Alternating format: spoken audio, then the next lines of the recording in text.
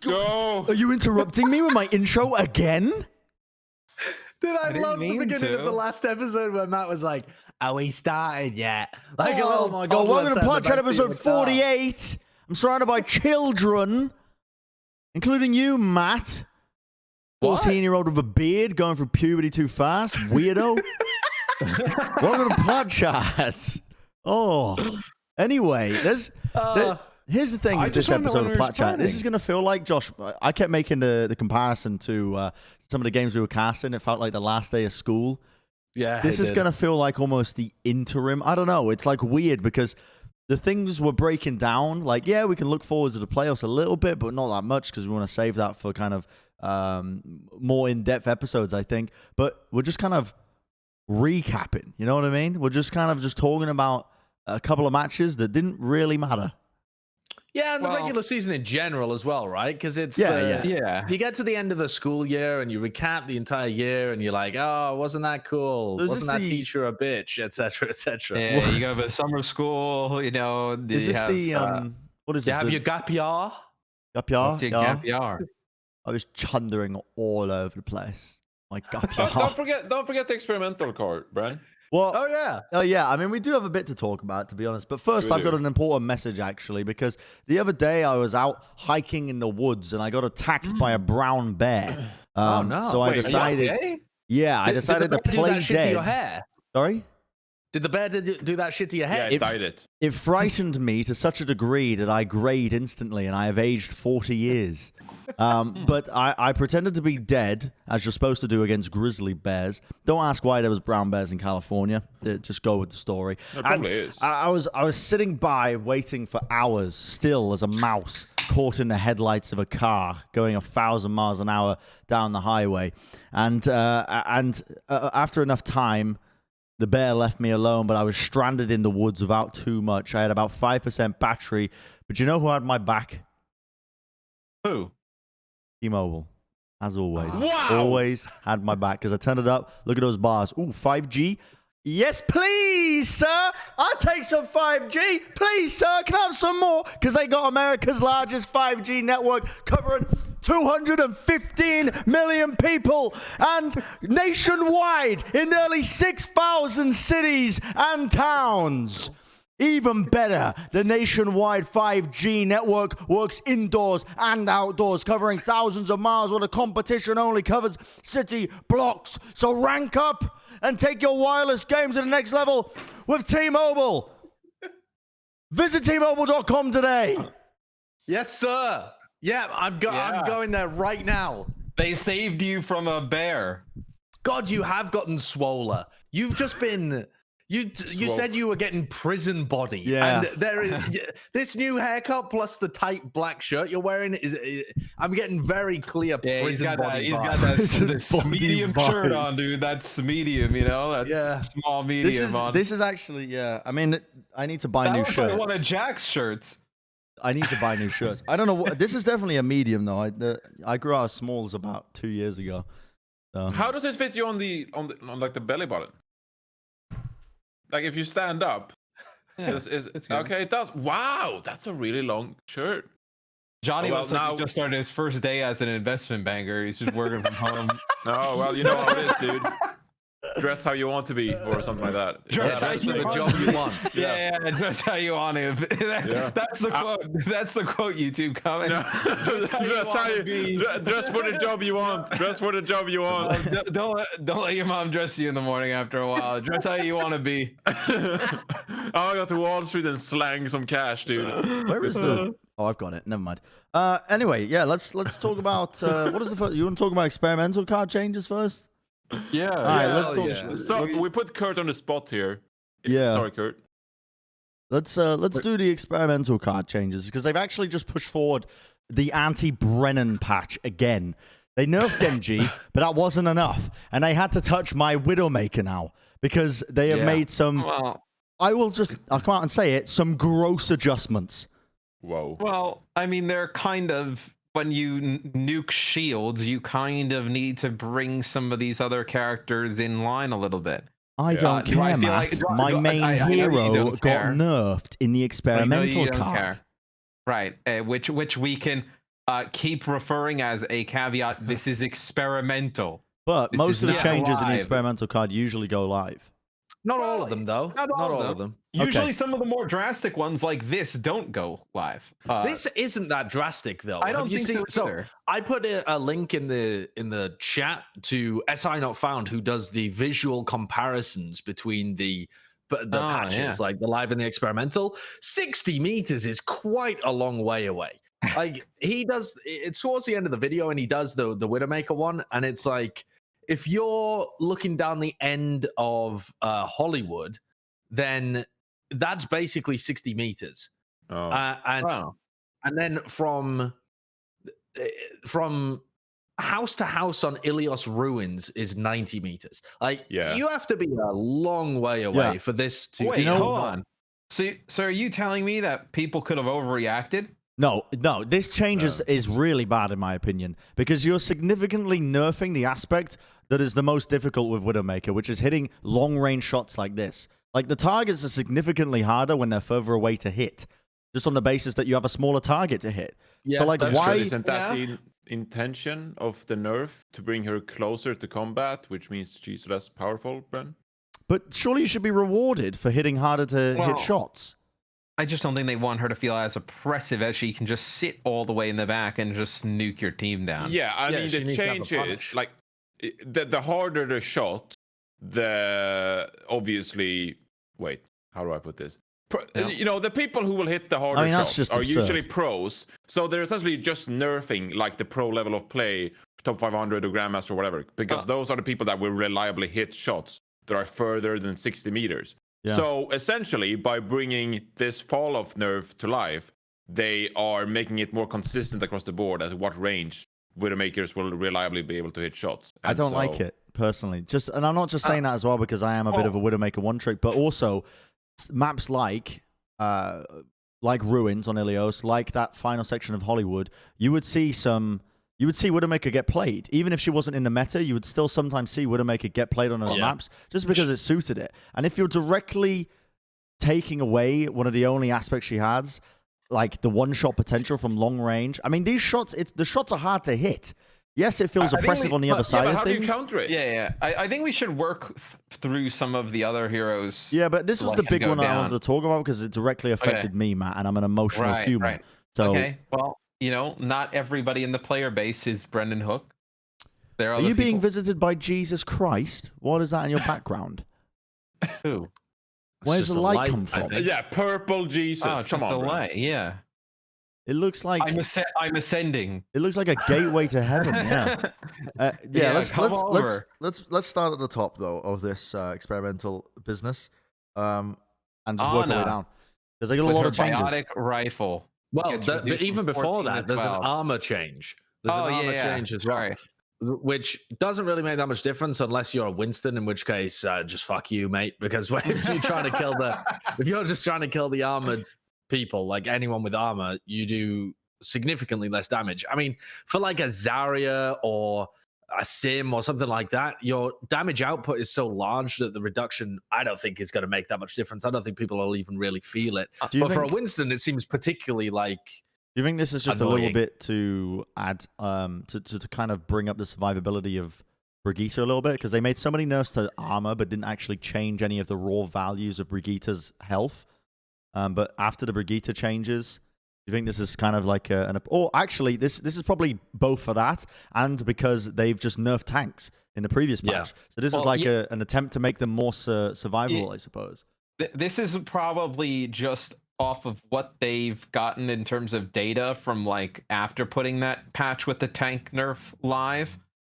With seeing so much like Hog Zarya and like Widowmaker just dominate, like Widowmaker just picked in every game on the ladder, or like Ashe, and no real good recourse to deal with either of those characters. This is like, because when you remove the shields, obviously like damage values are going to go through the roof, right? People are just going to start insta killing people. Yeah, but also keep in mind, like in the Goatsmell and stuff, they did buff damage heroes during that period. Yes. So compared to like 2016 or 2017, damage heroes are stronger now than they were then, and now they're trying to like bring that in level with the barrier nerfs, etc. Yeah, and I think the armor thing is the way that they have previously balanced main tanks is by, or at least Reinhardt and Orisa, is by giving them some, and Diva, is by giving them some armor to mitigate the fact that they can't have the shield up all the time. So it just gives them that kind of tankiness without them having to add on a shit ton of literal HP. They just put some armor on top of it. Like the number one threat to my current role in the Overwatch League is if for Overwatch 2 they just remove the main tank role, and on broadcast I'll be like, hi, I used to play main tank. It's a role that no longer exists within the game, but I used to be really good at it, and now I'm really bad at the game. But I'm pretty, and I've been here for a long time, so trust what I'm saying. Yeah. The second I'm sure change, people stick around for a pretty face. Well, that's why we are custom to this. The second change was the Ana biotic rifle, so reducing the ammo of her rifle. I mean, they've done this before. Have they? Well, they buffed it when she first came out, right? Like when she first came out, they added it seems to be their go-to with Ana is like whatever they need to adjust her in some capacity, they just change how many shots she has. To be fair, it does. They don't really change anything else. They just change how much ammo she has, and like it does reduce the heals per second, right? Because you have to. It makes your reload uptime more. Only over a long period of time, right? And there's actually a lot of these same changes. The same one for Viper, for Ashe, and the same one for the biotic launcher for Baptiste as well. They just reduce the ammo. And when you factor in reloads over long fights, you are going to be reducing healing per second. It's not even over long fights, because you'll be in some situations where you're Ana and you have like maybe 3 or 4 bullets left, but you have to prepare for the upcoming engagement. So like you will be reloading more because you're preparing for the next fight. And so it's like you see this, and novice players will be like, well, I don't use all my bullets anyway. What it's like, well, on the higher level, you reload more often because you always want to be as capped as possible for the upcoming fights. Never be caught without ammo in the first place. I didn't expect Josh to use Ashe's gun's real name, so he's like, when he was like, they've made changes like this with Viper in the past, I'm like, what is the wrong game? It's like pretty sure they didn't adjust Viper. Wrong podcast. Ammo. Yeah, wrong podcast. Yeah, kind of brushed over a little bit, but then the Ashe changes as well, so making it such that she can't really sustain fire without reloading for a long period of time. They definitely were nudging Ashe into the big old OP territory for a long time with lots of small changes. This is one of those to take it back. And then the secondary fire aim down sights damage reduced from 85 to 80. Does this affect? This is the Mercy one. It kind of if you're being pocketed by a Mercy, does it affect? No, that? you still one shot. You still one shot when you're being Mercy damage boosted. Yeah, it was in the SI Not Found video. So if I'm wrong, blame him. Don't blame me. But he's done the calculations. I can't be bothered doing the calculations. This is a big nerf though to Ashe, because Ashe, even though they did make her gun better, she still reloads her bullets one at a time. So it's like a bigger nerf than the nerf to Ana, because she just reloads them all at once. So if they made it faster, but it still feels shitty. I think that Ashe was clearly a very good hero. They're making nerfs to a bunch of other heroes like Widowmaker and McCree in this exact same patch, so I think this one's a good one just to tone her down a little bit. Yeah, I think Avast put it best. I think I saw a tweet from him, and it was something. I'll pull it up exactly, but it was basically like, this is a patch so that all the people without shields like don't start running towards the other team and just get like nuked, like crossing the battlefield pretty much. Like he said perhaps soon everyone that is not Ashe will stop having to charge across the open fields, hoping they aren't hit by the rifle volleys like the Battle of Appomattox. Yes. Is that some Napoleon shit or something? Possibly. I don't know where that battle happened. Yeah, that may be a real battle, maybe a fake one. I don't know. The Baptiste changes. Well, apparently it was a historic U.S. battle in Virginia, presumably during the Civil War. What are you talking about? Yeah, it was one of the last battles of the American Civil War. I mean, it explains why us three don't know about it. That doesn't explain why you're lacking in history knowledge, Matt. I mean, come on. Do you think anything I know about history? Were you about to say, do you think anybody knows history? No. So to say, do I know history? No, hell no. Matt's very future focused. He's always got plans for the future. Doesn't care about the past. Who do you think is going to win the NBA this year? Oh, the Lakers. Oh, they just beat the doors off Portland. Yeah. Do you agree that Luka Doncic is a top 3 pick in the top 3 player? Top 3 pick. No, I don't think so. Do you think that Luka Doncic is a top 3 player? I don't fucking know. I heard someone on the stream saying that he was, and that seemed. How many other players can you name? 2. So he's top 3 to me. Way! It's probably top 5 after James Harden and Giannis, and then the cuckoo. I know. I fucked that up. That is not how you say. It's Greek, damn it! I don't know. Yeah. What was the next change? Let's talk about Batiste. Batiste, yeah. So they've reduced his grenade ammo. So again, this is like making them reload more often, less healing in the game over long sustained periods of time. And his total healing has been so the regenerative burst does less healing for everyone around him, but the same amount for him. So they've nerfed it. They've nerfed his general healing output. So you're noticing a consistent trend here is that they're just nerfing the overall healing of characters without. It's an interesting way of nerfing the overall healing that you can put out in a game, because they're not just touching the raw numbers. So they don't want what this tells me is that they don't want people to go into the game and feel like they're playing worse heroes than they were previously. They want people to still feel like they're at the same power level, but the nerfs you won't notice as much in the game. It's subtle and devious. For me, this is just all about the tanks. Like, if you play right now on live, playing a tank doesn't even feel like a tank. You just get blown up. So I think this is more to bring everything back in line to feel like the tanks. Like right now, the tank that only feels tanky is Roadhog, because you get a Zarya bubble, you just start drinking your juice and just walk in. Everybody else kind of feels lackluster. Mm-hmm. Yep. Junkrat change, not really that impactful, I'd say. They've reduced his impact damage of the grenades from 50 to 40. Jake ain't funneling enough money under the table to get Junkrat back in. I mean, I suppose this would... I suppose this is just, a minor nerf to his ult charge time. Yeah, and just the overall damage output as well. I mean, it's pretty similar to everybody else. They're just making small changes to reduce overall damage output without making it seem like anything's been nerfed massively. Like, all of them are pretty small nerfs. Yep, the McCree Peacekeeper change. That, I think this is a reverse. They've reverted the buff. They've done this, yeah. This used to be 0.5. And then it went back now. I mean, it was crazy. Yeah, it was mad. It was bonkers to have McCree just going pew pew pew pew pew. He's like just spitting out insane. It was very fun though. It was fun, yeah. I'm glad we had it this season. So was Flashbang fan the Hammer McCree. I thought that was fun. People like Johnny didn't find it that fun. If this change met us. If this change goes through, or even just playing this, I'm curious to see how this would feel, because they haven't reverted the Flashbang nerf. True. So you have even point. less recovery time in between your shots with a Flashbang target, which would probably feel horrible. Yeah, I mean, you have to fan the Hammer now, right? Pretty much. I think so. Is that... I don't know how You're not going to fan the Hammer or Tracer. I think you have to. Why not? Well, no, you can headshot a Tracer because she has 150 HP, right? But everything else, I think you... Headshotting a Tracer only does 145, I think, right? Or... Yeah, but you get the flash damage. Yeah, I suppose the flash damage is what, 5? I mean, yeah. All right, do you want to go through the last few changes and we can talk about Moira, the entire patch? What is this here? Lingering heals.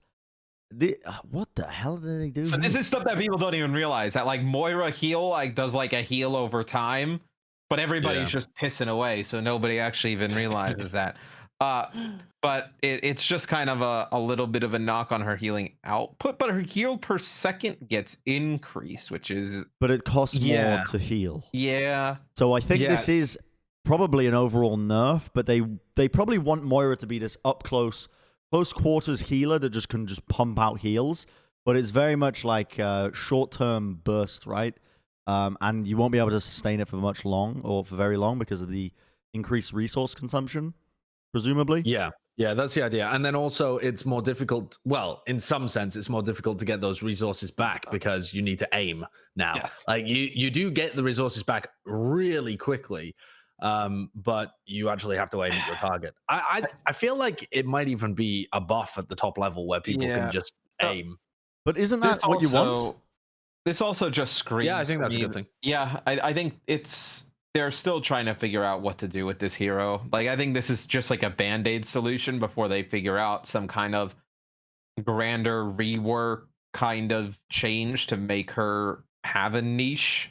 Yeah, and in the game. You also have to consider if they're nerfing brawl compositions and bunker compositions across the board, Moira will have less playtime because you won't see as many like Reinhardt rush compositions, etc. Because the barriers are nerfed and it's harder to play those heroes. So Moira would get less playtime regardless. So this buff actually sort of like counters the nerf to brawl comps and gives like her some kind of use case. I mean, I don't think it is a buff as well. I think it is an overall nerf unless you're just able to get the resources back insanely fast, because you kind of go through your healing pretty quickly, and you have to, because they've reduced the healing over time, you have to keep expending those resources. So I think they're just putting much more stress on resource management now rather than just pissing all over people and then sucking for a moment and pissing some more. And they said they wanted to make Moira more skillful as well. So they're obviously trying to make her more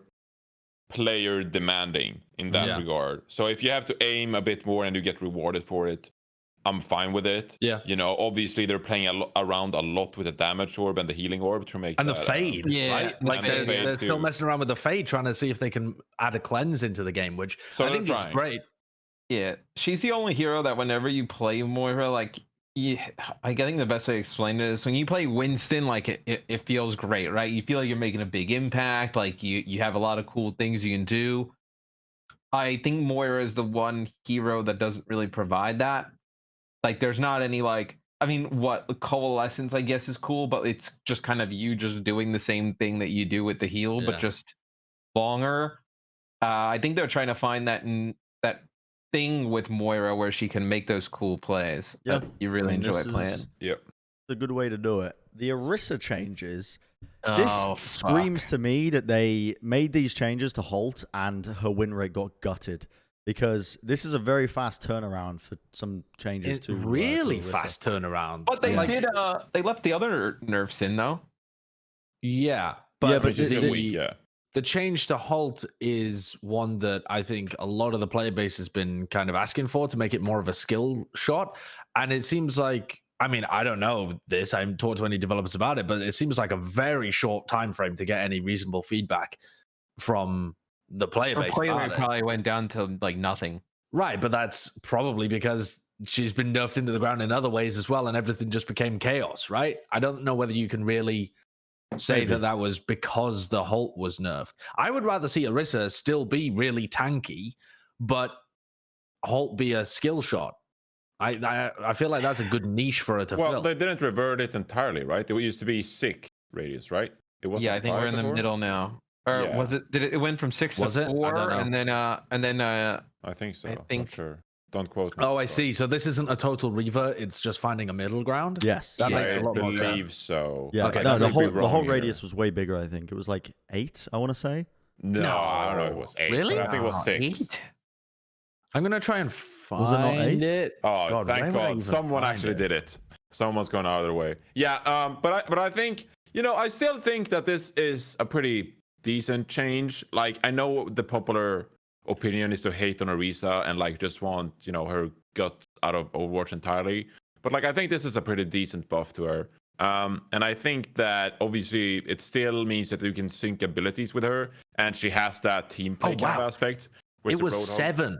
Yeah, the radius was high. 7. So it's like a small buff then compared to what it used to be. But I think that increasing the radius a little bit, you know, regardless of how unpopular of an opinion it is, I still think that's good to utilize a Halt for like some team play kind of ability, whether it's Stoonfist, whether it's, you know, whatever really. I mean, we've seen so many combinations with Halt recently that I think that it can be a fun ability when it's not too oppressive or too easy to use. So I'm kind of happy about this. It is the reason people don't like ability. her is she was just too oppressive for too long. Yeah. It was ridiculous. Like Halt was ridiculous for the longest time. Like people don't mind when a hero is oppressive if the hero's fun.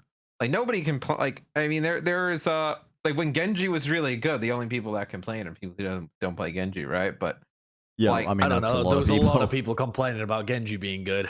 Oh, I and then they gutted our boy, my boy. Yeah. I don't even think people like hate the skill set of Genji. I think they just think he's like this edgy anime like antagonist. No. And they're just like they're just hating on the fact that he's like a green robot with like a cyber blade or whatever. Like they don't actually hate the abilities. They just hate Genji for who he is, and that really bothers me. In a world where Ryan, Zarya, and Winston Diva are like the only tanks, and all 4 of them are reasonably competitive, nobody would have any issue with it. Genji requires a lot of skill to get value out of, especially now that they've got his damage again. But there are definitely people out there that still firmly believe that Genji is too powerful because they just have primitive brains that can't think about like. Well, no, they're just bad at the game. Like they just lose to Genjis who jump into their backline. I tell you what it displays, Josh, a lack of critical thinking. Because they're unable to think of their own mistakes that got them into this position, and also they just think of only anecdotal evidence of that one time that Genji cleaned up their team with a blade, and they're like, this character's so broken. It's all recency bias, man. Like, these are the people you cannot balance around. Do not give in to the masses. Bren's going to lead the great buff Genji crusade on the Blizzard forums. He's going to rally everybody up. Genji needs your help. Someone is currently listening to the podcast and it's like Genji. An active Genji hater and is doing the Arthur clenching fist meme. It's like I just cannot. I'll tell you what I can't wrap my head around. This is an example of just me maturing as a human. But I remember at the grand finals of last year, talking to Scott Mercer at the after party and talking to him a little bit about the balance of the game as well and about Orisa. And I was wow. I mean, when are you guys just I said it in a very like immature way where I was just like, when are you guys just gonna like gut Orisa and just nerf her because she's way too powerful? Or like, or what I said was, when are you gonna rework her because she's not fun to play? Right? Oh my god! Which is from my perspective. Why would you embody like a forum post? Like you're one of the most privileged people in Overwatch. Well, here's a chance to personally, face on face, if you hear me out, a rage post on BattleNet. Can we kick Johnny just real quick so I can get this through? The point I'm making is, I said this, but what he told me was that Scott Mercer, very, very patient man, explained that actually a significant portion of the player base loves playing Orisa because they can't play at like certain characters at a high level. It's at the kind of pace where they can play and they can feel impactful. So there is a place for heroes like this in the game that I was ignorant of, right? Because I don't have access to the statistics. I can only go off of my own personal POV in the game, and that my opinion is that I don't like playing Orisa because she's too slow, she's too like clunky, put down a shield, shoot. That was my opinion, but it opened my eyes to the idea that you have the job, if you're a developer, of balancing around an impossible amount of people. And there's kind of trade-offs, I think, whenever you introduce a character in the game or whenever you make trades and changes in a game with heroes, you have to balance in your head. If there's a lot of people out there that really like playing this character, you can't just gut it until it's unplayable. You have to kind of try and reach this middle ground with it. But that was this kind of epiphany moment where I realized, like, I will no longer try to be the forum member. Did you forget about this epiphany moment when you opened up the entire segment on the experimental card and complained about how they nerfed your hero Widowmaker to the ground? But I didn't just explain directed towards you. And that's been nerfing your heroes for the last 2 patches. I didn't explain, but I gave some valid reasons as to why I thought this was a bad idea. Because you're nerfing the element. I don't want to go down the rabbit hole again. It's funny. The point of me talking about Widowmaker is completely different to the point I made about Orisa, whereas one is incredibly short-sighted, and the other is me concerned about them making changes to one of the characters that is so cool in the game and can do all of this sick shit if you are amazing at that role. It's also why it's probably so hard for them to get feedback on like a large-scale level from the community, because there's a bunch of people who do kind of what Bren used to do, where they go and they're like, hey, what do you think of this patch? They're like, Orisa sucks, get rid of Orisa. It's like, well, you can't do anything with that feedback. There's no feedback there to That's not feedback. Like just being like me saying to Scott Mercer, when are you reworking Orisa is not feedback. It's just right. Change this hero does not provide any feedback. Just short-sighted. It's more of a, I think, like, as a community, like there needs to be like, hey, this does not feel good for X reason, right? And then with that reason or why it doesn't feel good, you can make adjustments to try and make it feel good and better. I think that's kind of just an overall kind of game feedback, not in Overwatch, not just in Overwatch, in any game. That's kind of what developers look for. But it's so hard now because every community kind of just yells until something happens to whatever hero or character they're angry at. And I wanted to say on that point, if the viewers at home could like try to relate for a second and be like, imagine the amount of, bullshit the developers had to deal with when it comes to those kind of posts, and how relieving it must be to actually get like rational and like analytical feedback that is, thorough from a community member, and like what a nice change of pace that must be. So if you're a viewer, consider that when you're writing your feedback yourself, like how nice it must be for the developers to actually read like a thought through comment in that way. Instead of just pointing out the obvious problems or things you hate, exactly. Like tell like why it doesn't feel good or what stinks about it, and then kind of work from there. But that requires critical thinking. You might grow as a Reddit user and learn to articulate yourself and actually write. They won't grow. There's no growth opportunities.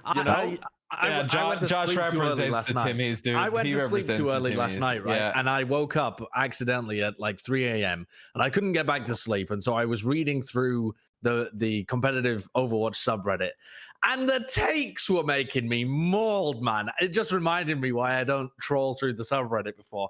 I think they're really good. I almost wanted to bring up like many different ridiculous takes that were on there just from one day, just from yesterday. People posted a bunch because it was the end of the regular season, and like half of them were just true nonsense. So there's no growth opportunities. They're all done. Thank you for your feedback, Plat chat, but it won't be implemented. I love them. Continue to mold on the internet. What was the next change? There's also some more changes. Yeah. So Farah, the rocket launcher recoveries increase from 0.75 to 0.85. Just less damage. Where are we? Over time. Symmetra, less damage over time. Widowmaker, we discussed. Symmetra just with a right click though, just with her. Yeah. So it's not. I mean, I like that change though. Make it more closer. Yeah, the Widowmaker changes we've already gone over. Zarya. Well, I don't think we have gone over the Widowmaker change properly though, because we kind of cut it off in order to start back at the beginning. Because I think there's still a couple of things because you have to start at like the problem. Like what problem is this trying to solve for? And clearly it's trying to punish the Widowmaker players by bringing them closer to the fight, right? You want to draw the Widowmaker players closer with balance so that you can actually punish them by diving onto them or by using sight lines or whatever. You don't just want to Widowmaker miles away hitting shots on you. But at the same time, that's like her niche as a hero. And one of the changes that I thought was good in the past was her charge up time, because that's another way of punishing her, right? She has to hold an angle for a long time in order to hit a lot of damage, where previously you were just able to run around and quick scope people all over the place. Now she has to kind of, take the angle and charge up a shot in order to hit it. So it offers more opportunity to actually tackle her. This doesn't even do anything from mid-range. This nerf doesn't do anything from mid-range, which is like half the time this nerf is not even going to be effective. Yeah, so it's not a big deal. I still think she's going to be is it effective? Good. Is there any point to a change that only nerfs a hero in specific scenarios? Or should a different change be attempted? That's more my question. I'm not saying it's a huge nerf. I'm saying I don't even think that it 60 meters does its really job as a nerf. Because 60 meters is like from point B on King's Row to point C at the end, I think is like 55. I don't know. I think from I don't know from the checkpoints. So like the damage range is still going to be good. The thing is, they have nerfed their overall damage output as well through the amount of shots you can take before reloading. It's down from 10 shots to 7. But again, that's not... I mean, Widowmaker's not the kind of hero where you're just plinking away repeatedly. Yes, at least yes, not at the top level. Yes, not at the top level. People are taking different angles, especially against the enemy Widowmaker. You have time to be able to reload and set up your shots. I think this is a big change, actually. It is, Josh, because once you take out the enemy Widowmaker and the threat is removed of that, you do have a short period of time before they're up again where you have free reign over the battlefield. And if this changes the uninterrupted fire, like. This is why I dislike it though here. Like, this is part of what makes Ilios Ruin so cool, is this Widowmaker 1v1, where you can gain an early advantage by hitting a very pinpoint shot from that kind of range. And I agree with you. I think that this doesn't make sense for long range maps though, like this, because if the purpose is to drag her closer, well, there aren't closer sightlines, so people just won't play Widow if they can't set up on specific sightlines. So I would rather see her nerfed in ways like reducing the amount of overall ammo that she has so that she can't take as many shots. Or like make it so that you have to charge up your shot a bit more so that she can't just fire them off repeatedly. Because then you think maps that kind of move her into that effective range, like below the 60 meters. So I'm kind of seeing where you guys are coming from. At that point, you may as well play like somebody like Ash for stronger damage output. I really like Ash actually has Widowmaker loses the Ruins duel, and then we're down 5v6 for the remainder of the fight, and we can't contest the enemy Widow because she's far away up on a high ground. That's great. Yeah. But also, I mean, you think about the Yellow's Ruins example, shooting people on the point is still going to be within 60 meters. Yeah. It's just shooting the enemy Widow that's at 90. Right. So in some sense, you don't even have to worry about the enemy Widow that much. Yeah, you may as well not even fire at the enemy Widow and just both of you guys just are free firing on the point, right? Well, sure. How does it affect it with at that Mercy? point, our Widowmaker can still push their software, like something like that, you know? I just don't think it's an effective change. I think that the change is an interesting idea, but I think when you're at long range, it is going to feel unsatisfying as a Widowmaker. And when you're at short range, it's not an effective nerf. So I would rather see them implement something that works at all ranges, something like the charge up or the ammo kind of nerfs that they've tried in the past. Or they've. I want to see it tried out. I want to see it tried out and see how it plays. They could have adjusted her grapple again, right? Remember when they adjusted her grapple, and that was what they did to kind of make her more vulnerable. I don't like changes that affect muscle memory as well. Like the charge up time was terrible because you have an inherent muscle memory of when you're right-clicking, if you've got the hold for right-click option on, which you should, I think. But the right-click and your time from when you right-click to taking a shot to being able to one-shot people, that is ingrained in you if you play a lot of Widowmaker.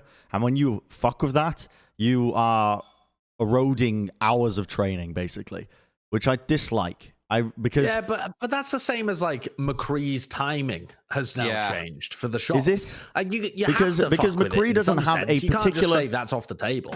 McCree doesn't have a thing where you hold right click and after a certain point of time you can one shot a 200 HP target. Like it's very important to understand those timings when you're taking Widowmaker duels or 200 HP targets so that you're not vulnerable in between shots, right? Like so that you're constantly moving in a Widowmaker duel, so you know the exact timing when you hop out, get the exact charge point and take the shot. Like that is all muscle memory that's built in. I don't like changes that fuck with that. But a similar example could be given for McCree because when you're like trying to shoot a tank or something, you're not clicking one by one and trying to time every shot. You're holding down the left click and almost like semi-tracking, and you're setting up your tracking to the timing of the shot. I mean, not me personally, not with my aiming style. I mean, definitely with the old McCree that was bang, bang, bang, bang, bang. You're not deliberately clicking every shot. I was tap to the timing. I don't think most people would do that, and that does also throw the timing. I actually think I might have discovered the reason you suck at Valorant. Just in this short moment, dude. That's the spray. Yeah, spray control. But anyway, that's it's all timing. It's all muscle memory. You can't just write that off. No. I also would say, too, this is just awesome to see that they're making so many frequent changes and trying different things out, right? Like, we just had the patch go through. We had Moira experimental up for a bit again. Now we have this up again. So just the constant attempt to balance and change, I think, is good. Yeah, it is cool. What was the other change? The last one? That was it. Zarya. It's the right-click... takes like up more ammo, right? Interesting. Okay. Yeah, just a general damage reduction pretty much across the board and some minor buffs for people with armor and some healing reductions across the board with this. I quite like this patch aside from one or two changes, but yeah, it's cool that they're still trying stuff. Let's recap week 29, the final week ever. No, not ever, but the final week of this season's regular season. And yeah, I don't really know where to begin with this one. I suppose we talk about the APAC matches. One thing that was interesting was the Hangzhou Spark versus the Seoul match because everyone... I told y'all. Bro, You didn't. You accidentally picked it. What? you Bro, don't take accidentally my picked prediction Hojo. away. Classic accidental picks. You have anything It to was say for real. yourself? But no one said anything for like 4 seconds. I thought I disconnected. I was expecting Matt to. Yeah, so was I. Nah. You have nothing. You have I'm nothing to just- say here. I'm just flabbergasted that everybody thinks that I picked this as a meme. I knew what was going on. Mate, you tried to No change your idea what was prediction. going on. You said it was an accident on the broadcast, dude, when I asked you. No, I didn't. So Seoul had beaten New York the week before. The Spark had been losing to everybody, but Spark. But I just fucking played knew. some I had Goucheway intel. Winston, and they won. So I was doing some digging actually. So this is gonna be you guys are okay. gonna find this interesting. I don't know if I should save this for the playoff kind of talk. To be honest, maybe no. I'm gonna say it now. So this week was very much like I think a lot of the analysts in the scene were kind of just like with keeping one eye on it, watching the matches because they were like, well, the meta's not going to be very similar. But the word on the street is, after my digging, is that teams haven't even been scrimming yet, by the way, for the overall patch.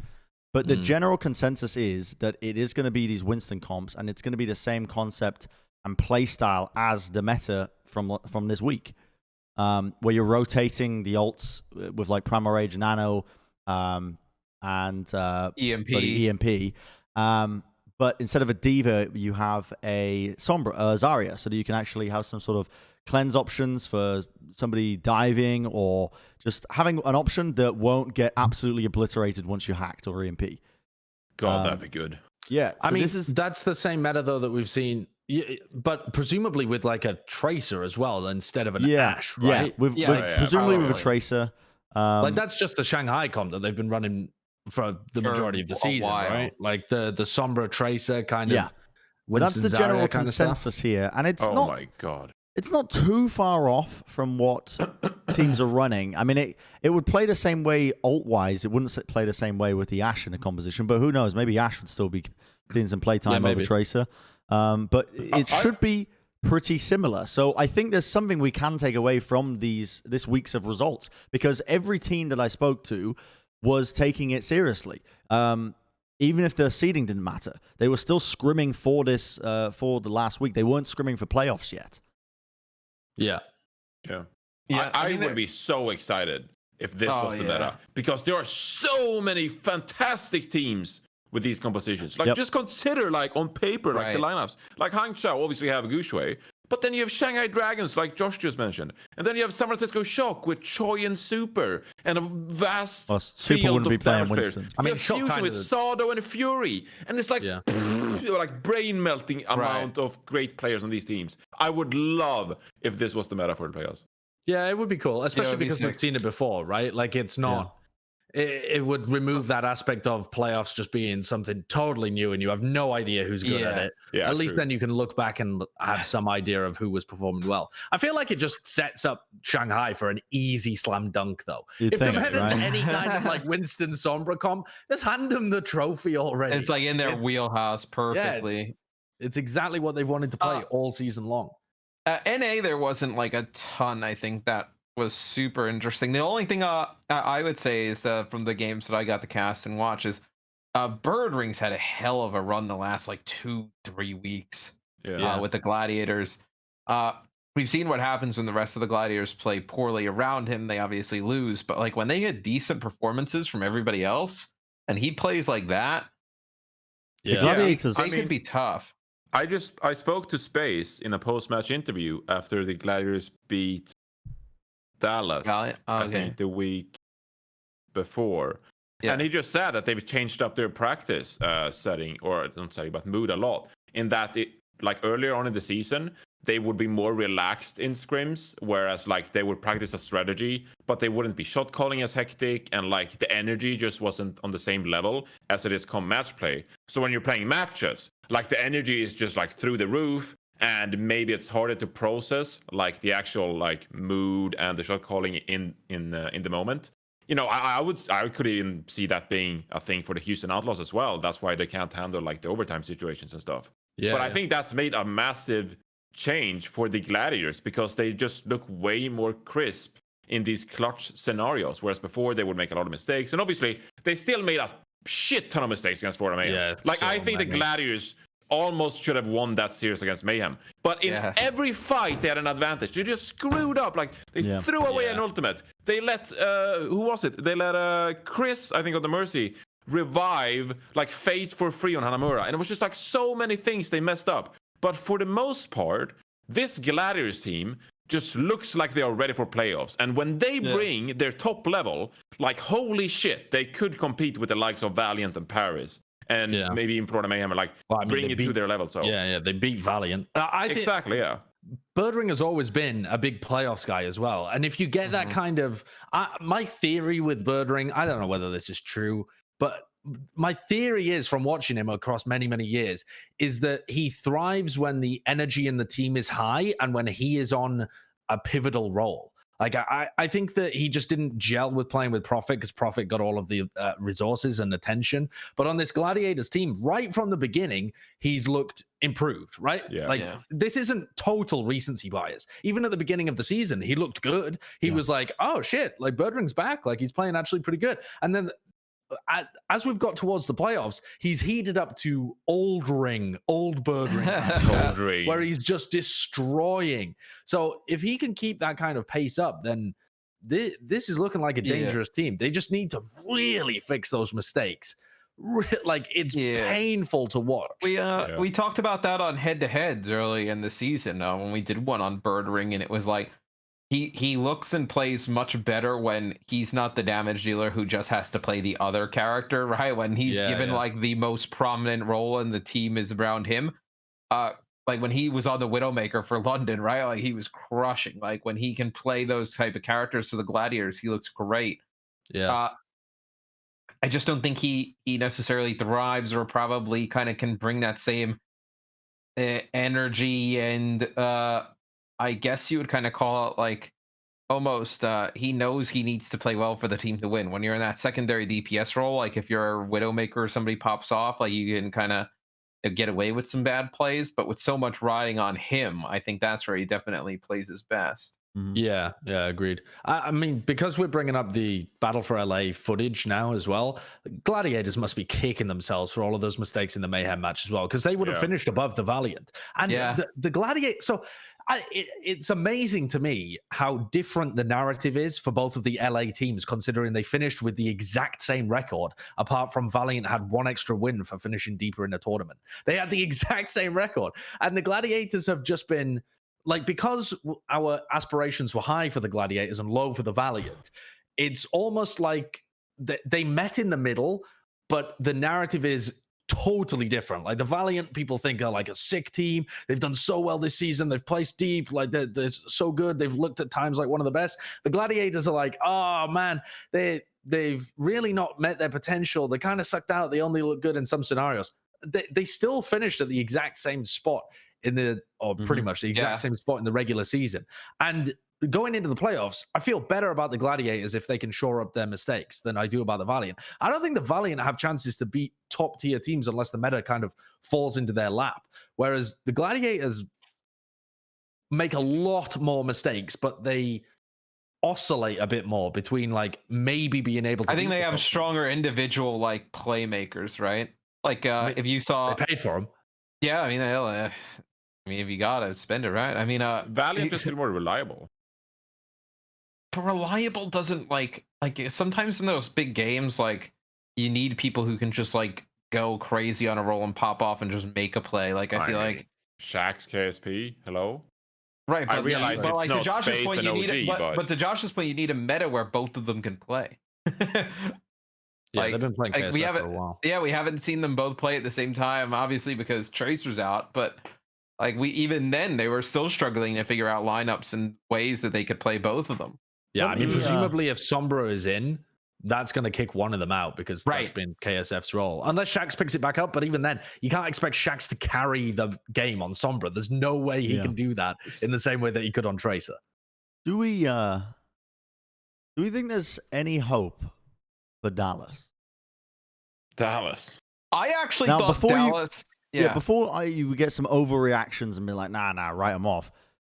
If we are heading into a bit of a Sombra meta, I will argue as well that the tank line of Dallas, which has traditionally looked pretty weak, they do look best when Gamsu's on Winston and Note is on either the Diva, maybe not the Zarya. Let's not, run away with it here. But there's opportunities, I think, for Dallas maybe to come online a little bit. I don't hate it. When Johnny asked me which match I was looking for when I was on the desk the next day, the one I looked at was Dallas against Paris, where I thought Dallas had a chance to potentially upset the Paris Eternal, and they look quite good in that series. Like I think almost I feel about Dallas. I feel like to how Johnny was like, the Valiant are reliable. I feel that way sometimes about Dallas, but they just don't have as high a ceiling as the Valiant. Like I don't think Dallas beats a single top 6 team. No, I don't think so either. And then they're 8th, and you're like, no. Well, that's not overperforming.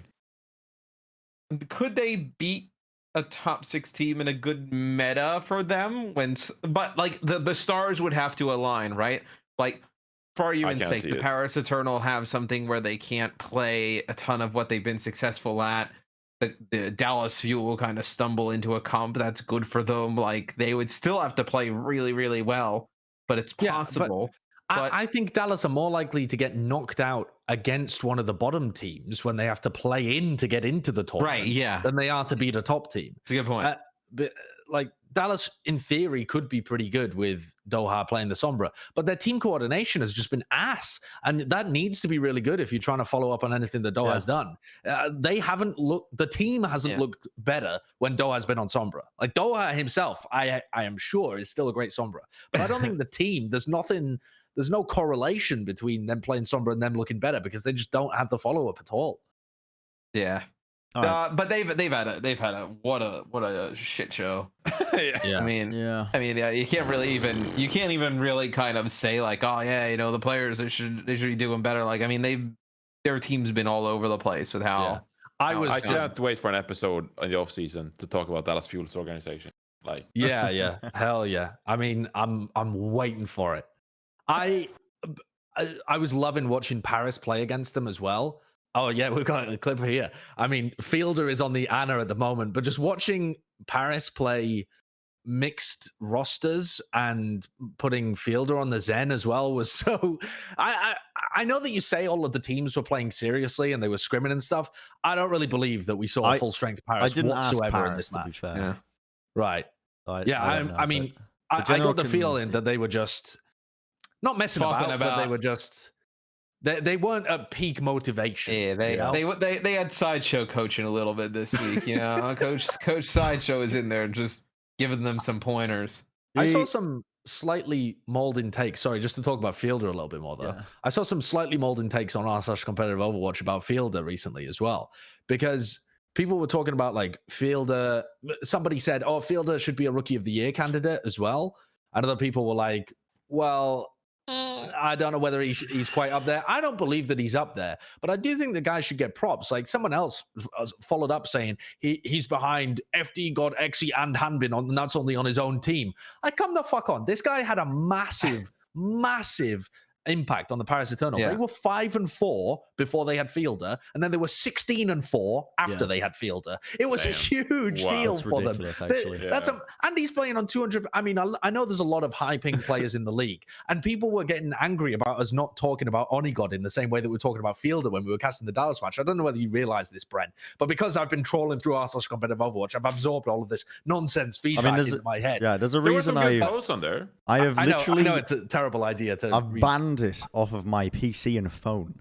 I don't read these takes anymore because I know, hearing you say it now, it's so easy to dissect. Well, the reason we don't is because, well, Dallas, Onigod's impact is good. He's a good player, but when Onigod came in, it wasn't like he turned around Dallas's hopes and dreams. No. And it's not like he's an elite hit scan talent as well.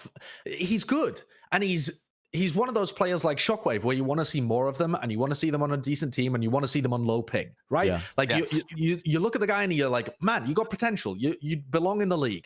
But Fielder is competing with the elite of the elite.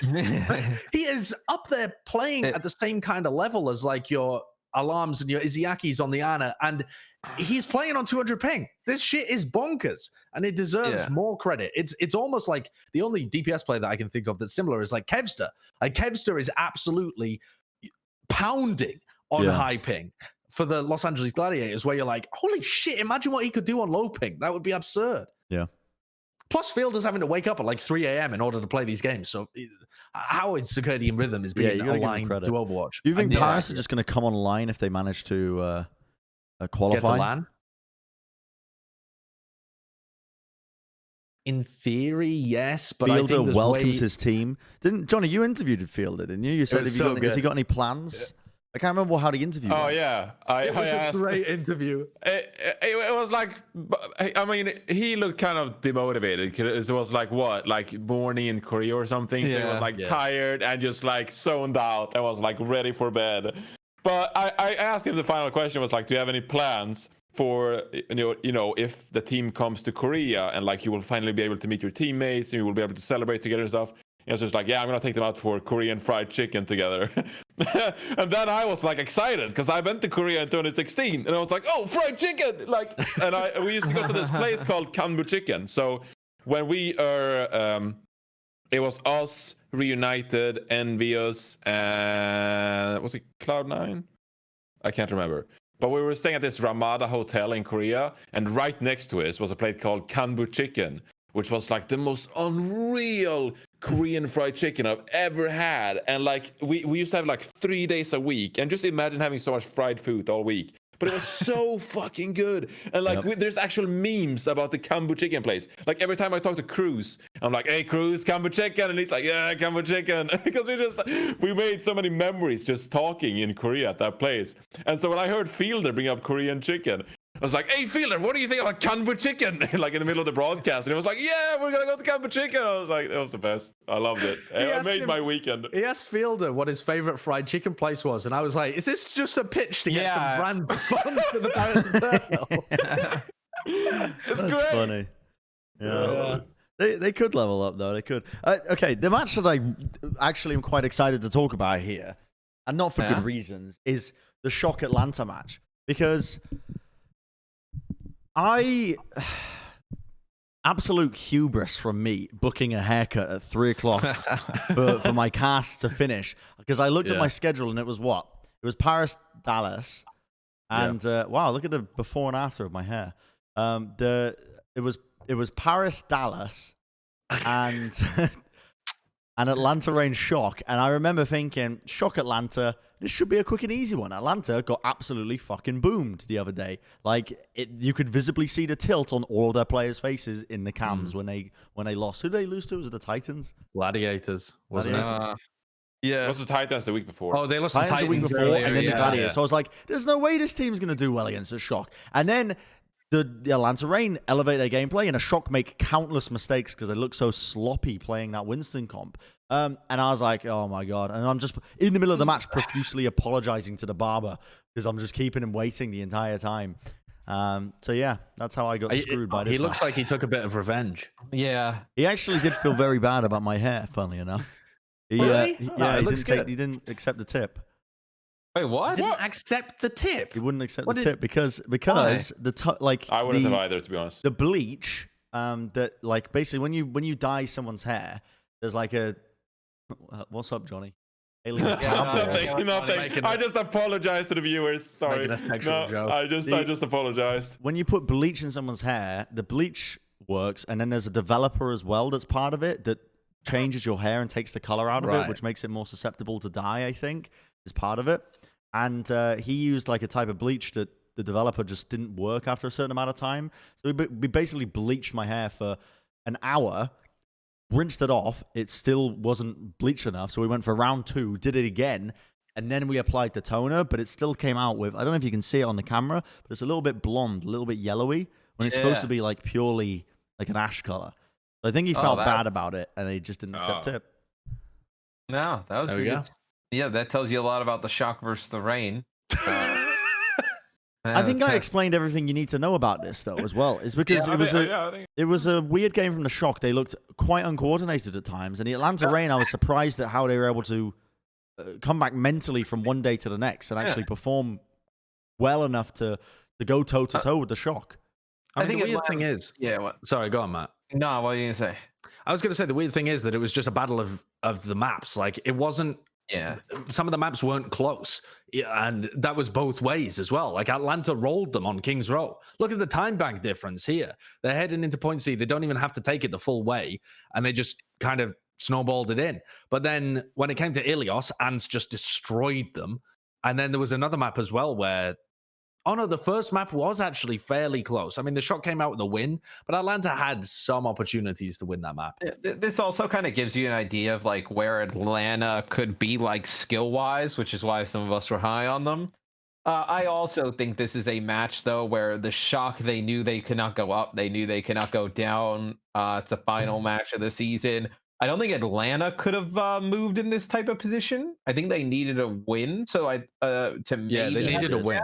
They had to win. So this is one of those ones that end of the season, one team has a lot to play for, the other team has nothing to play for. I would normally agree with you, but not, that isn't typically how the Shock does things, right? Yeah. Like that's the only, normally I would run with that narrative 10 times out of 10. I feel like these games towards the end of the season are just garbage games a lot of the time. You know, like one team has nothing to play for. Why the fuck should they even care? If the playoff patch is totally different as well, there's literally no reason why they should be putting in any effort in terms of scrim time. Like, obviously, people, once they get in the server, still want to win, but they're not as motivated. But the Shock are normally the team that always want to win, no matter what, and they always put in 100%. That's slacked off a little bit this season, but I still expected them to go into this one looking to kind of crush and get it done with easy peasy. I will say for Atlanta Reign, it's very. Oh shit! Yeah, they dominated on Hanamura as well. That was the map I was forgetting about. Yeah. I think they were 19-0. Didn't wasn't it Matt Mercello tweeted out that they're undefeated on Hanamura since stage 4, 2018. Yeah. Like, dude, like, hello. You know what you're gonna be seeing in the playoffs anyway. But I wanted to say for the Atlanta Reign, I think that this really, you know, I think that this was a really good result for the Atlanta Reign. As we perceive them moving into the playoffs, because I think that they are truly, I think going into the NA playoffs, they are the wild card of the region. Like no one knows how they will perform. For like 4 playoffs now. There's a lot of teams that are wildcard teams, though. No. But I think that they are the ultimate like wild card. Like who else would you say is a wild card? More than the Gladiators? They're the pretty much the same win rate as the Gladiators. Well, we know that the Gladiators peak level is like really good, and if they bring it together, they could do really well. Like Atlanta Reign is they're oscillating so incredibly hard that I just don't have a read on Atlanta. Like I don't know anything about Atlanta, and that is why they're the wild card. I think it's because you haven't seen them get to the level of the Gladiators. Like we've seen the Gladiators play really well. I think that what Josh's point was, and probably kind of how I feel now a little bit, is like Atlanta. I kind of feel like the same way I feel about Seoul Dynasty. Like we know what they are at this point. They're just a very talented but wildly inconsistent team that kind of has these really nice highs and these really crazy lows, where the Gladiators, the Gladiators never get too low, but their highs have. They lost to Boston, Matt. They do get low. Fuck. I mean, come on, dude. Come on. That was you lost to Boston. Yeah. I mean, it was a while back, but still, I mean, you lose the Boston. I mean, that's they're still making those kind of mistakes. You know what I mean, Johnny? They haven't looked like a totally rejuvenated team. I think we can definitely say that the peak of the Gladiators is better than what we've seen from the peak of the Reign. Agree. Yeah. Maybe we're just missing the point on the definition of the wild card then. Yeah. Because I would say Gladiators would be like a dark horse. But I wouldn't say what's the difference? Yeah, I would say a dark horse is someone who could punch from like below their weight. Does that make any sense? Like someone who has the potential but has to fulfill it. That's like sort of a dark horse to me. Yeah, I get that. Whereas a wild card is just like something you don't have a read on. That is truly just like not random, but it's like so unpredictable that it's like wild card. I don't know. See, I'm not really sure that I agree with this, though, because Atlanta Reign have been quite predictable all season long. They've lost to every single good team they've ever gone up against. They've had some close matches, but they have always lost. I think they actually managed to win one game against a top-rated opponent. Who was it? Was it the? They won one recently. Oh, I guess they beat Dallas when Dallas weren't. Yeah, awful. That was the one we were joking about. Yeah, they beat the Valiant, I suppose, but that was when the Valiant looked horrible as well. They haven't really beaten a team that looks good, and so I have no hope for Atlanta. Yeah, see, I'm straight just writing them off. A wild card for me would be like whether we're talking about like the Gladiators, the Valiant. I think in terms of potential, I would probably even personally put Florida in there in terms of being able to beat one of the teams that we kind of deem above them. I think they have that type of potential. That's kind of where I would say like a dark horse or wild card would be. Right. I do think how you can see about Atlanta. I do give you props for going down with the Atlanta ship though, Johnny.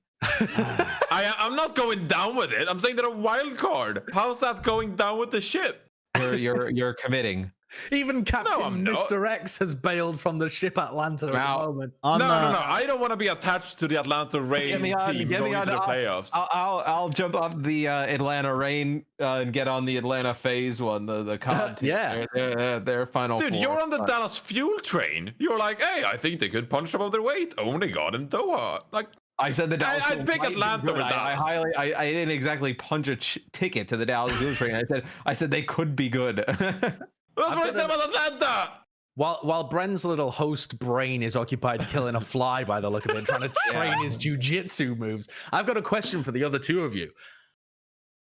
Does this tell us anything about? So I'm struggling here, and I genuinely want your opinions. I don't want to read too much into Shock playing a game at the end of the season that they have nothing to play for. That seems like a classic trap for analysts to just read into a game that means nothing. At the same time, the Shock playing this meta where they're playing like Sombra Winston kind of stuff, they've only really played two semi-decent teams. They played Philly and they played Atlanta. And they lost horribly to Philly. And then they had a bad game against Atlanta. Now, the game against Atlanta didn't mean anything. The game against Philly definitely did. Going into the playoffs, if Bren is right, and this is what the look is, this Shanghai kind of comp where you're playing the Sombra and you're playing the Winston stuff, I don't feel good about him. So when I agree, but when I say I don't feel good, do I believe like they're in like serious trouble? Like, no. But I think to what your point is, and and I think probably is that when we know the Shock play really well when they can play fast, but when we've seen them play fast in the past, it's a lot of close together Reinhardt, Broly type of comps. You kind of move as a team, whatnot. In this type of game, it's way more open and free flowing, and like I know players all over the place trying to make plays. They can be more vulnerable to mistakes this way. Yeah, where I think you see teams kind of can punish them where they looked unpunishable at times in the past. That's the only fear. I think as well, like anytime we have like Sombra Zarya, like let's say like how Bren was saying earlier, like a Sombra Zarya, Winston, Tracer, like those games can get snowbally pretty quick, right? Rallying off EMP, Grav, Nano, like over and over again in a cycle. You could lose 2-3 fights before you win one. Where I think that type of meta would scare you going up against teams that can match you in terms of individual skill, because it can get out of control rather quickly. You know what really bothers me about this conversation? I'm getting serious preseason power rankings anxiety from this conversation, where I'm like, we're having a pretty theoretical conversation. Could completely backfire. I want to say we could be looking like absolute jokes. I want to save this talk for next week. Yeah, because Matt gets to say his point, but I don't. Your point was you don't want to make a point because you don't want somebody to clip it in 2 weeks and be like, "Ha, you're dumb." No, that was not it at all. What was your point, Johnny? I was gonna say that, I mean, obviously the past 2 matches haven't been great, but it feels to me that the Shock just needs to be utterly confident in what they're playing and how they're going to play it. And I think sometimes that happens very late in the meta cycle for this team, whereas you saw in the Countdown Cup where Rascal came into the finals and just played Genji and then tweeted that he didn't have any practice on Genji leading up to it. And I'm like slightly concerned because I'm like, this cannot be how you prepare for the finals matchup. And like, this can't be like the adaptation. It cannot be that major, you know? You can make small adjustments where it's like tactical or strategical or whatever. But, you know, just like tossing in Rascal with no practice and being like, hey, you're going to play mental, Genji. Yeah, and then you just like go balls out and you end up winning. But it's like, yeah, great. But like, you know, you would like to have some more practice for those that's another good point though, Johnny. They won that cup playing Winston, Zarya, Sombra, Genji or Tracer kind of comps. Now, if that is the meta, they've already won. They've already shown that they can beat everybody in North America. But this meta will way longer because now, from today, teams will start practicing on the playoffs patch, and that will last for like a month and a half or whatever that is. So the meta will be figured out earlier, and I think with that in mind, I think the San Francisco Shock will reach their peak potential throughout the playoffs because they will find that understanding and therefore have confidence in their play a lot sooner than what we've seen in some of the hero pools or in some of the tournaments. I also think the game against Philly and Atlanta gives some of the other teams hope. I imagine game planning against the Shock, who's just rolling everybody in after they won last year. I mean, we've all been a part of teams where you kind of everyone's telling each other you can win, but you know deep down you ain't got a chance.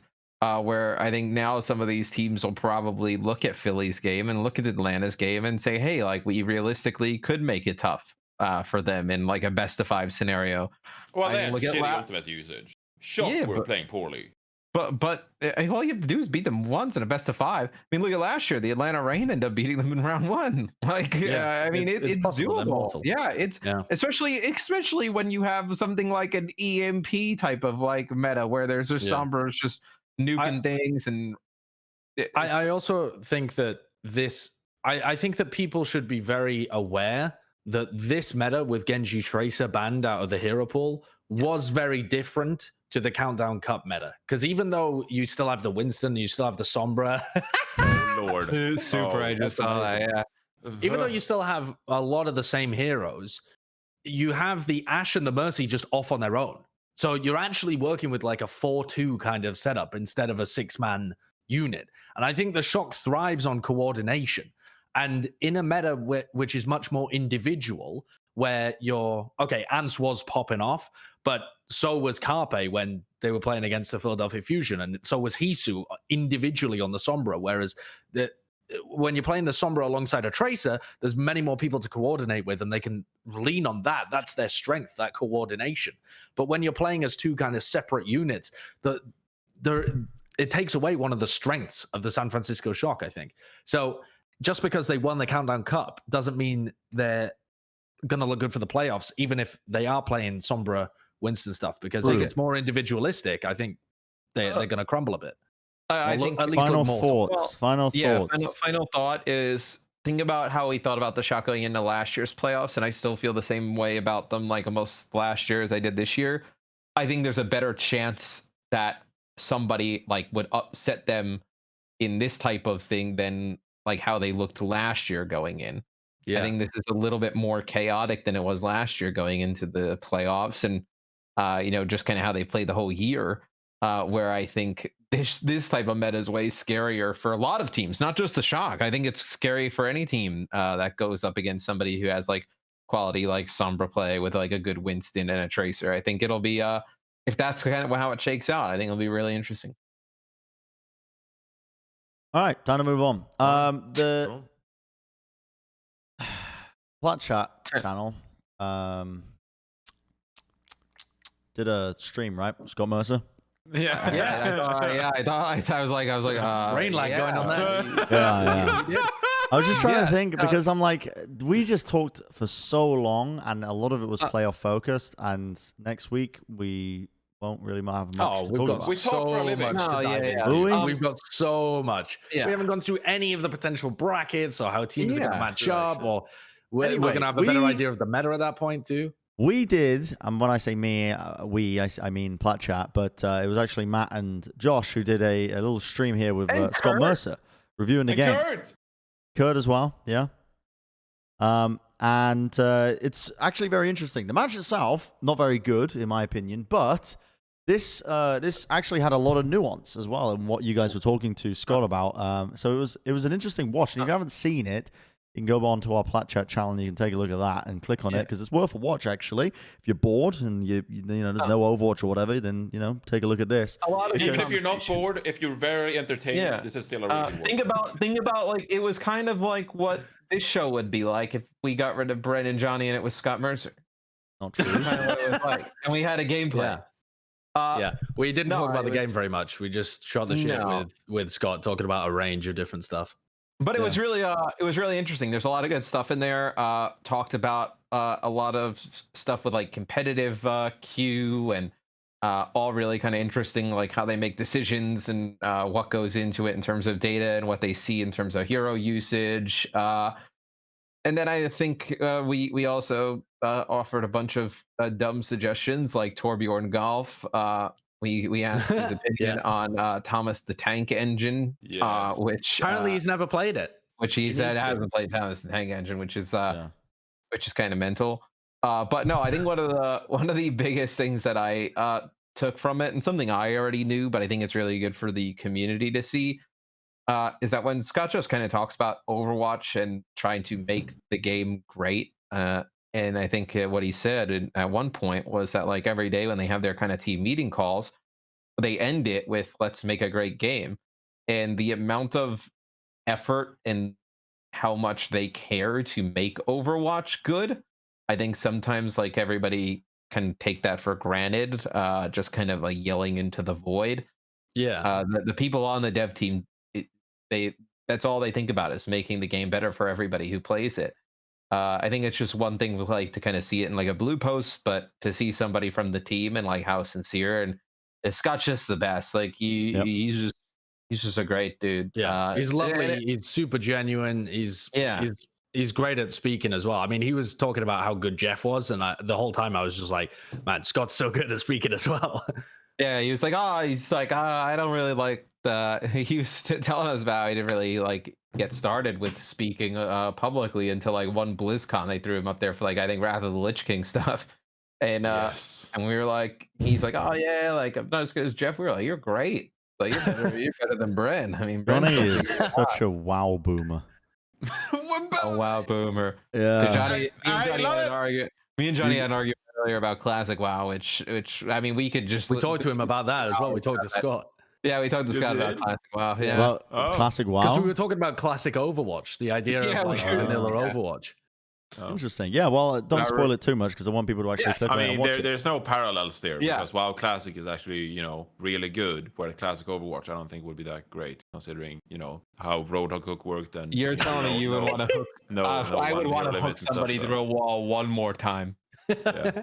So. Bring back Snizzle Nose. It's the only way we get him back. Playoffs. We haven't talked about that much, but we have talked about it quite a bit. What is this playoff primer that you've included in the thing? I think that's for next week, isn't it? Yeah, I wrote in the rundown, Bren, that we're supposed to hype up next week in the player primer. We're not actually supposed to talk about it next week. We're going to do a playoff primer. Yeah, there you go. You're not going to get a playoff thing now. No. Yep. Well, this is what I'm confused by because we do set you up for failure in your hosting I thought from the beginning I thought we were fucking hyping up the playoffs next week, and you guys are going on fucking tangents all the time. I was so confused. I was like, so what are we talking about? We even had playoffs are the best part. Of course we are. Why don't you write the show then? And that would require effort. There it is. No, I mean, we were planning to even talk about awards later. I don't think we have time. I think we saved the award stuff and we just bait the viewers now. No, can't we? I think we could save the awards. I think we could. For when though? What you mean? We could do a midweek episode. We could do a special award episode. Yeah, we could actually. It's not like we ain't got anything else to do. Well, that's true. We've got a week off, right? So we could do a whole awards episode. Yep. And I bet you what we'll do when we say we're going to do a special awards episode. Let me tell you how this goes, chat.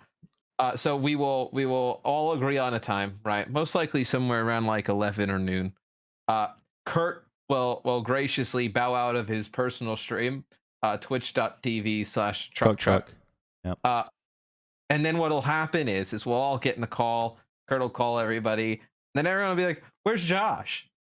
And then it'll be like, let me text him, let me call him, and then this guy's just asleep.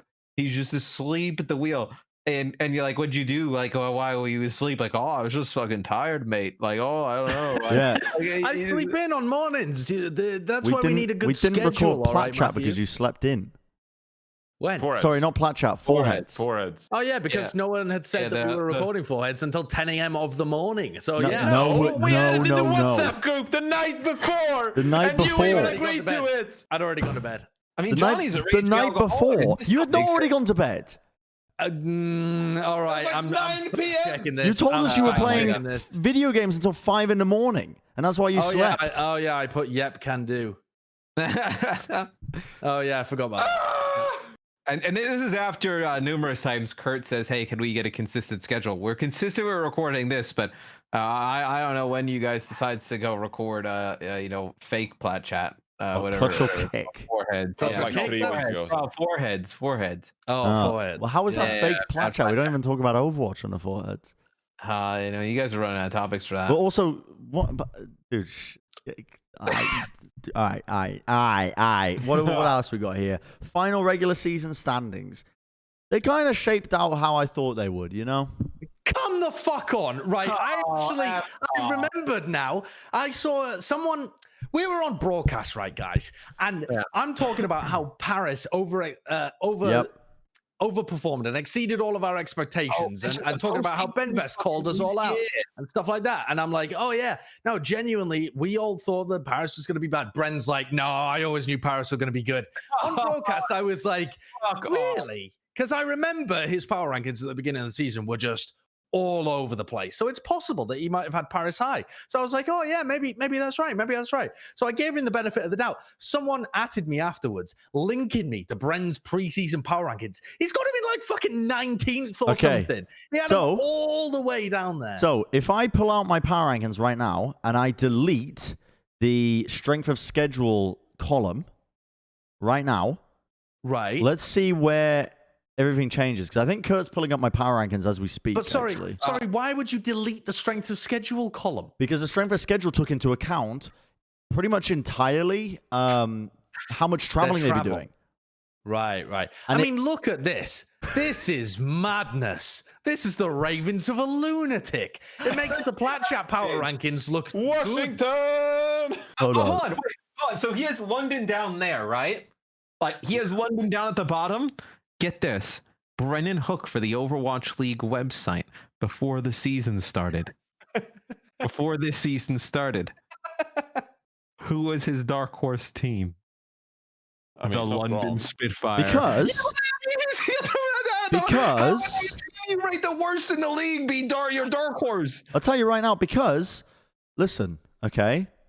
Listen, I've actually just figured out, I will tell you right now my power rankings without schedule, without the traveling included. Because you guys are going to be like, holy fuck, Bren. Well, actually, maybe not. I've just looked at it. As we speak. Okay, so here it is. But, okay, my dark horse was London, because the definition of a dark horse is a team with zero expectations performing better or exceeding those expectations. Like, that is the direct. Oh yeah, here's the thing. Here's the spreadsheet that I made. But what is basically, the spreadsheet? What? Yeah. Okay. So I deleted the strength of schedule tab, and here it is, sorted now. Number 1 team Shock. Number 2 team Shanghai. So I feel like I got a pretty good read on that. Oh come! I mean, you can't just define by your top 2 teams, though. It's about where you put everybody else as well. Number 3 was the New York Excelsior. That's acceptable. I think that's reasonable. Number 4 was going to be the Titans when it was still the Runaway Squad. Yeah, we forgive those. But yeah, we'll just exclude that. Number 5 was Guangzhou. Also very reasonable. I was trying to push for Guangzhou to be higher on Plat Chat as well. Yep. Number 6 was Seoul. I had reasonably high expectations of Seoul compared to most people. Then were Gladiators. Because there was a lot of hype going into Gladiators, remember, before the season, with the changes they were making. Then the Fusion, because I didn't. The Fusion. Yeah, I didn't know if. I don't think there's any world in which you should have the fusion underneath the gladiators. That's crazy. Well, actually, they were equal. They were tied in the score system I used. So our ranking system, can you have people tied? Well, they were they. It's just whatever order it comes in. It depends what you're measuring though, as well, because the fusion. Okay, they were actually they were tied. They were at 20 points. But so was Seoul and Guangzhou. They were at 20 points as well. So you made a tier system, kind of, yeah. Can I ask you something, Bren? Yeah. You had different categories for the rankings, right? So you had like flexibility and travel and strength. I had the ratings of how highly I rated the players, the coaching, and then how well I think they would do in hero pools. Were these point systems weighted, or did they all count for the same amount of points? What do you mean? Brennon has never heard of weighting. Yeah. So, do you give more power to great players or great coaching, or do you get the same amount of points for great players as you do for your strength of schedule? Yeah, the weighting was equal across the board. Which is how you ended up with the. That's how I think we eliminate the possibility. Yeah, if I was to do this again, I would weigh the columns differently. But I just want to read out the rest of it real quick because people are interested. I know they are. Okay. So after that, in the next tier was Atlanta and Hangzhou. So they were at 19 points. And then we get into some weird fucking territory because I've got Chengdu, Washington, and Valiant tied. Hey, Valiant. Yeah, you're about the same 18 level as points. The Valiant as. Then I've got Toronto, Houston, Paris tied. Yeah, at Paris. 17. I think everyone just had Paris way low. He turned his tone on Paris after and week then 2. He thought they were going to win it all. I've had some egregious takes though here because then I had tied at the bottom Boston, Dallas, Florida. Oh, Florida at the bottom is kind of egregious. Yeah. Florida at the bottom was pretty bad. And then the worst team that I had based on the players, because I just didn't know what the fuck to rate the players. I gave them a 3. Because a lot of the players I hadn't even heard of. London sat at the bottom. Yeah, London did pick up a bunch. Became your dark horse team. But that is the definition of a dark horse. The direct definition is a team of unknown quantities performing better. But if you think they will exceed expectations and you put them at 20th, then they're not exceeding expectations. I mean, anything technically they being are. the worst team in the league would be exceeding expectations. Yeah, if they just weren't the worst, they would be a dark horse. Also, by the way, Johnny, it does make sense. Johnny in the article in the preseason predictions had Erster as his MVP, and from the Atlanta Reign had Hawk as the rookie of the year. Who? He was all in on Atlanta at the beginning, Johnny. I don't think that was it kind of made sense though at the time. Hawk Erster was coming in, and Erster was a beast. Yeah, Erster was one that we need to launch an investigation into what happened with Erster after the season. Hawk was supposed to be the Western Krong, and it just didn't happen. Yeah. I mean, I totally agree. I had similar expectations for both. All right, so the awards are going on this weekend because we've got no matches on, right? Yeah, let's do it. A Plat Chat award show or something. Maybe we'll do it live on YouTube. Oh, by the way, I want to talk about the just creating more work for Kurt. Cool. Thank you, Kurt. No, I want to talk about the Valiant because I've been scammed out of my hair because of this bet I made with Custer, right? And no. They're a top 10 team, okay? Don't bullshit around the fact that they actually did really well this year. No, I am going to bullshit around the fact because the Valiant have been doing exactly the same as all of the other NA teams where they are just farming shit-level teams for a high place in the overall standings. So for starters, when we rated Valiant down there, like super low to the bottom, we didn't even know that KSP and Gig were going to be on the roster. Not that Gig would have made any difference, but we didn't know that KSP was in. Come on, let Gig a little bit, bro. But the Valiant, when you look at their record over the course of the season, I tweeted that I feel like I've been bamboozled because I didn't realize the APAC teams would be separated away and they would get such an easy strength of schedule. And Pack-in-10 replied, we only had to play against the Shock 4 times at the beginning of the season, which, fair rebuttal. They had a difficult beginning to the season. But they only have 4 wins against teams that are positive this year. Or the other 8 of their wins are against teams that are at the bottom of the standings that are like negative and below. And that's if you even accept that Atlanta are positive, which they aren't anymore because they slipped negative due to that loss against the Shock. But even if you include the Gladiators and Atlanta, they only have 4 out of their 12 wins are against any kind of positive teams. And that's not just them. Like the Mayhem has the exact same kind of thing where they're just farming lower level teams. So I think our expectations of where North America is this year have been inflated somewhat. So because let's frame it this then. All of these wins, yeah. Let's frame it this then. Do you think Valiant are worse than Hangzhou and Seoul? Probably. This season, I mean, I think that both of those teams have oscillated, but so have the Los Angeles Valiant as well, depending on what meta they were in. Yeah, I would say they are. Yeah. I mean, Seoul Dynasty and Chengdu as well have more wins against... No, Kurt, get this stuck away. No, remove this. Get away. Yeah. Take it away. Also, I'm more interested, like, Kurt. Seoul is considered a bad team. Seoul's considered a bad team this season that just had like occasional good sprees. They have more wins against good teams than the Valiant do. Oh, they just are a bad team by virtue of playing an APAC this year. I think there are people that care about, what you think about the Valiant and if they beaten good teams. But all we know is you're getting... show us the hair that the logo is being turned into. That's what I want to see. What I'm thinking is, I have a natural Widow's Peak anyway, so that looks like the beginning of a V anyway, doesn't it? So fuck it, might as well turn it into one. Yeah. What I'm thinking is, we just get the V there, and we shave all the rest of that, and we cut into the middle and create this bald spot for real, and we'll create a V on top of my head. Oh, bro! If you asked Bren's barber to show up, as soon as he saw your head, he'd be running. He'd be out the door. I don't think so, man. It's easy money. There's no hair there to begin with. That's true. Well, I mean, essentially, he's like, "Hey, can you etch a design into my scalp?" I mean, there's not even hair there to do the design with. Yeah. So we are moving on to power rankings. Oh. Do they change that much?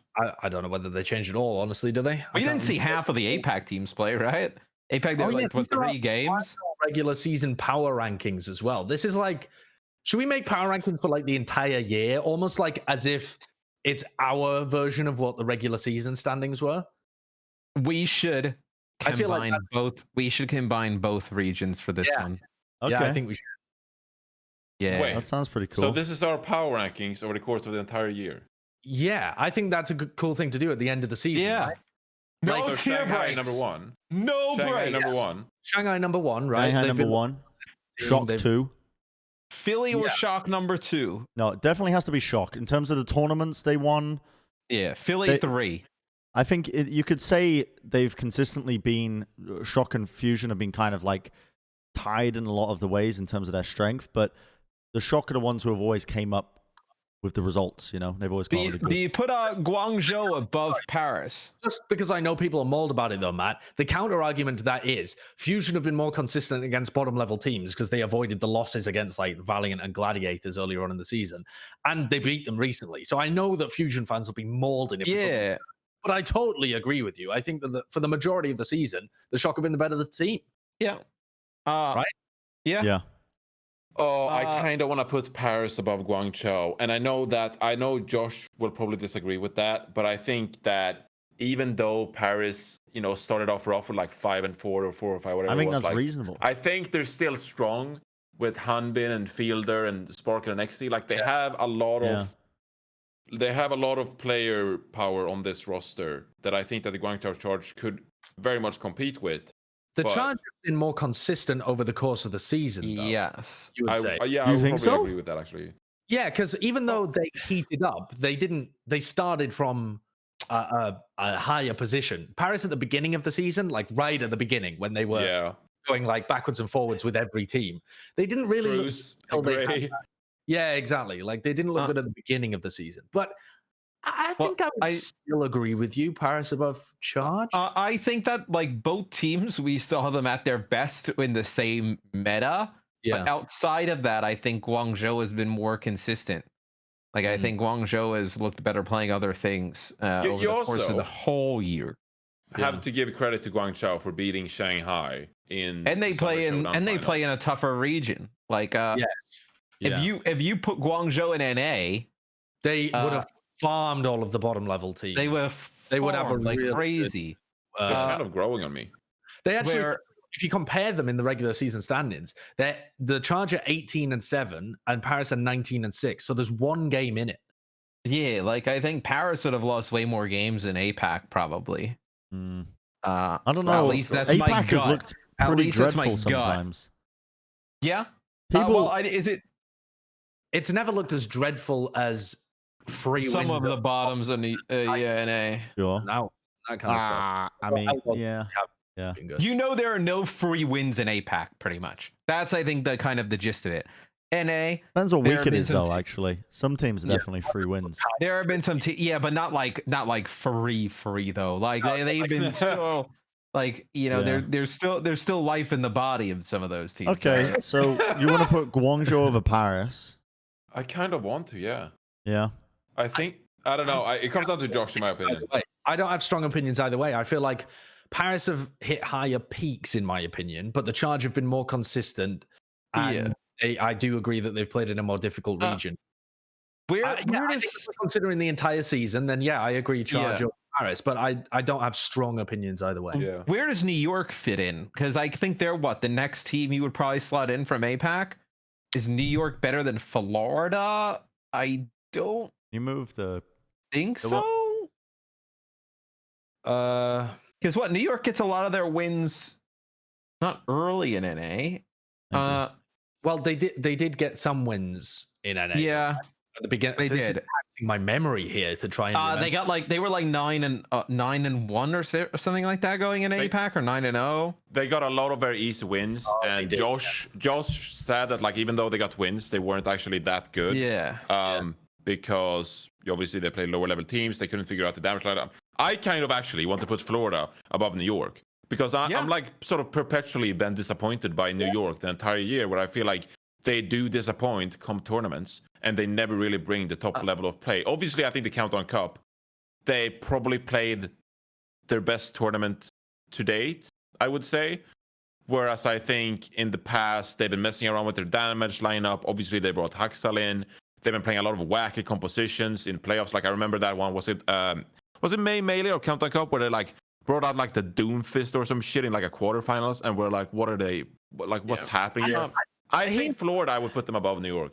See, I kind of agree with you until, we're going in depth on the New York analysis here, right? We're being very critical of New York and saying that they got easy wins early on in the season. When you actually dig into the Florida Mayhem's wins, they're nearly as bad as the Valiant. They have just been farming bottom level teams. They're incredibly consistent over bottom level teams, but outside of their one run to the grand finals of what was that? The May Melee? Was it the May Melee where they got to the finals? Yeah, it was, right? Yeah. Outside of that, they have lost every matchup against the Valiant. They've not been able to compete with top level teams, apart from that one time when they beat the Philadelphia Fusion like I said, in that run. Yeah. My feel of it is that if Florida were playing in APAC, they would look a lot worse. They would have been punished in terms of their flexibility, because they've mainly just been playing double shield in NA, where that's been much more meta. Against the dive teams over in APAC, I think they would have struggled a bit more. I do like the Florida Mayhem. I think they've had a fantastic season, but I think they have benefited a lot from being a consistent team that farms bad teams. I reckon if New York was in NA the whole year and had Haxal, we'd probably be putting them kind of where Paris is. Yeah. Yeah, I do actually. I changed my mind. They would have farmed like crazy, probably. So we can put New York above Florida. So put New York above Florida. Yeah. Who would be the next APAC team that would kind of slot up there? Hangzhou or Seoul or Chengdu? Probably Seoul, weirdly enough. Kurt. Even though Seoul are below Spark in the rankings. Why don't we just start doing the bottom? Oh, the bottom is easy. Just get Boston straight down. Well, no, yeah, I think it's easier to do this and just kind of slot in where these APAC teams go. Well, the way you do a little, I can't remember the sort method, but basically, if we know where the easiest pieces go, it just makes it easier to work out. Well, Vancouver right above Boston. Yeah. You probably put the Justice above the Titans. I don't know, man. If you look at the entire season overall, have the Titans been better than the Justice? Probably. I don't know, actually, because the Justice were competitive, consistently lost at the beginning of the season. They weren't tragic at the beginning of the season when Titans have only just recently. Yeah, but I was going to say the Justice aren't the 8 contenders players they just ripped off the street 2 days ago. I mean, and the Titans already look as competent as them. I mean, I would put Justice above Titans. Yeah. Obviously, you have to exclude the early Titans. Yeah. Because if you include the previous roster, then the Titans should be above the Justice because those early games, they were like a really, really good team. So you have to get rid of the runaway roster entirely when we're... I mean, it's unfair to the Titans, right? Because we have to judge their initial matchups as the new roster, in spite of their awful playing conditions and the fact that they had, pretty much no synergy whatsoever. Yeah. Which is unfortunate in this scenario when we're making those power rankings. So I think we have to put Washington above Titans. How unfair it might be. I think I agree because the Justice didn't look tragic. They looked not that great, but they didn't look tragic at the beginning of the year when they were playing at their own homestands and they were and stuff. So right now, though, I mean the Titans are 6-15 for 21 games. But I think the old roster won what, 2? 2, yeah. So in theory, them and the Justice are completely tied in terms of record. Right, but all of that improvement came towards the end of the season for the Titans. Right. So I guess you're weighing up like the Titans were pretty decent recently. Like I'm weighing up like if the Titans had this roster the whole year, right, and they got like a fair shot, and everybody was on even keel in terms of internet. You got to consider, I guess you can't really Titans, consider like that. The Titans have just been playing on high ping, not under the same team house. The conditions haven't been there for the Titans, and yet they're still comparable to Justice. I think that puts them above. If you put the Titans, if you gave the Titans the same conditions as the Justice, they would be definitely better, I think. Yeah, no, I definitely agree. But you can't judge it off that, though.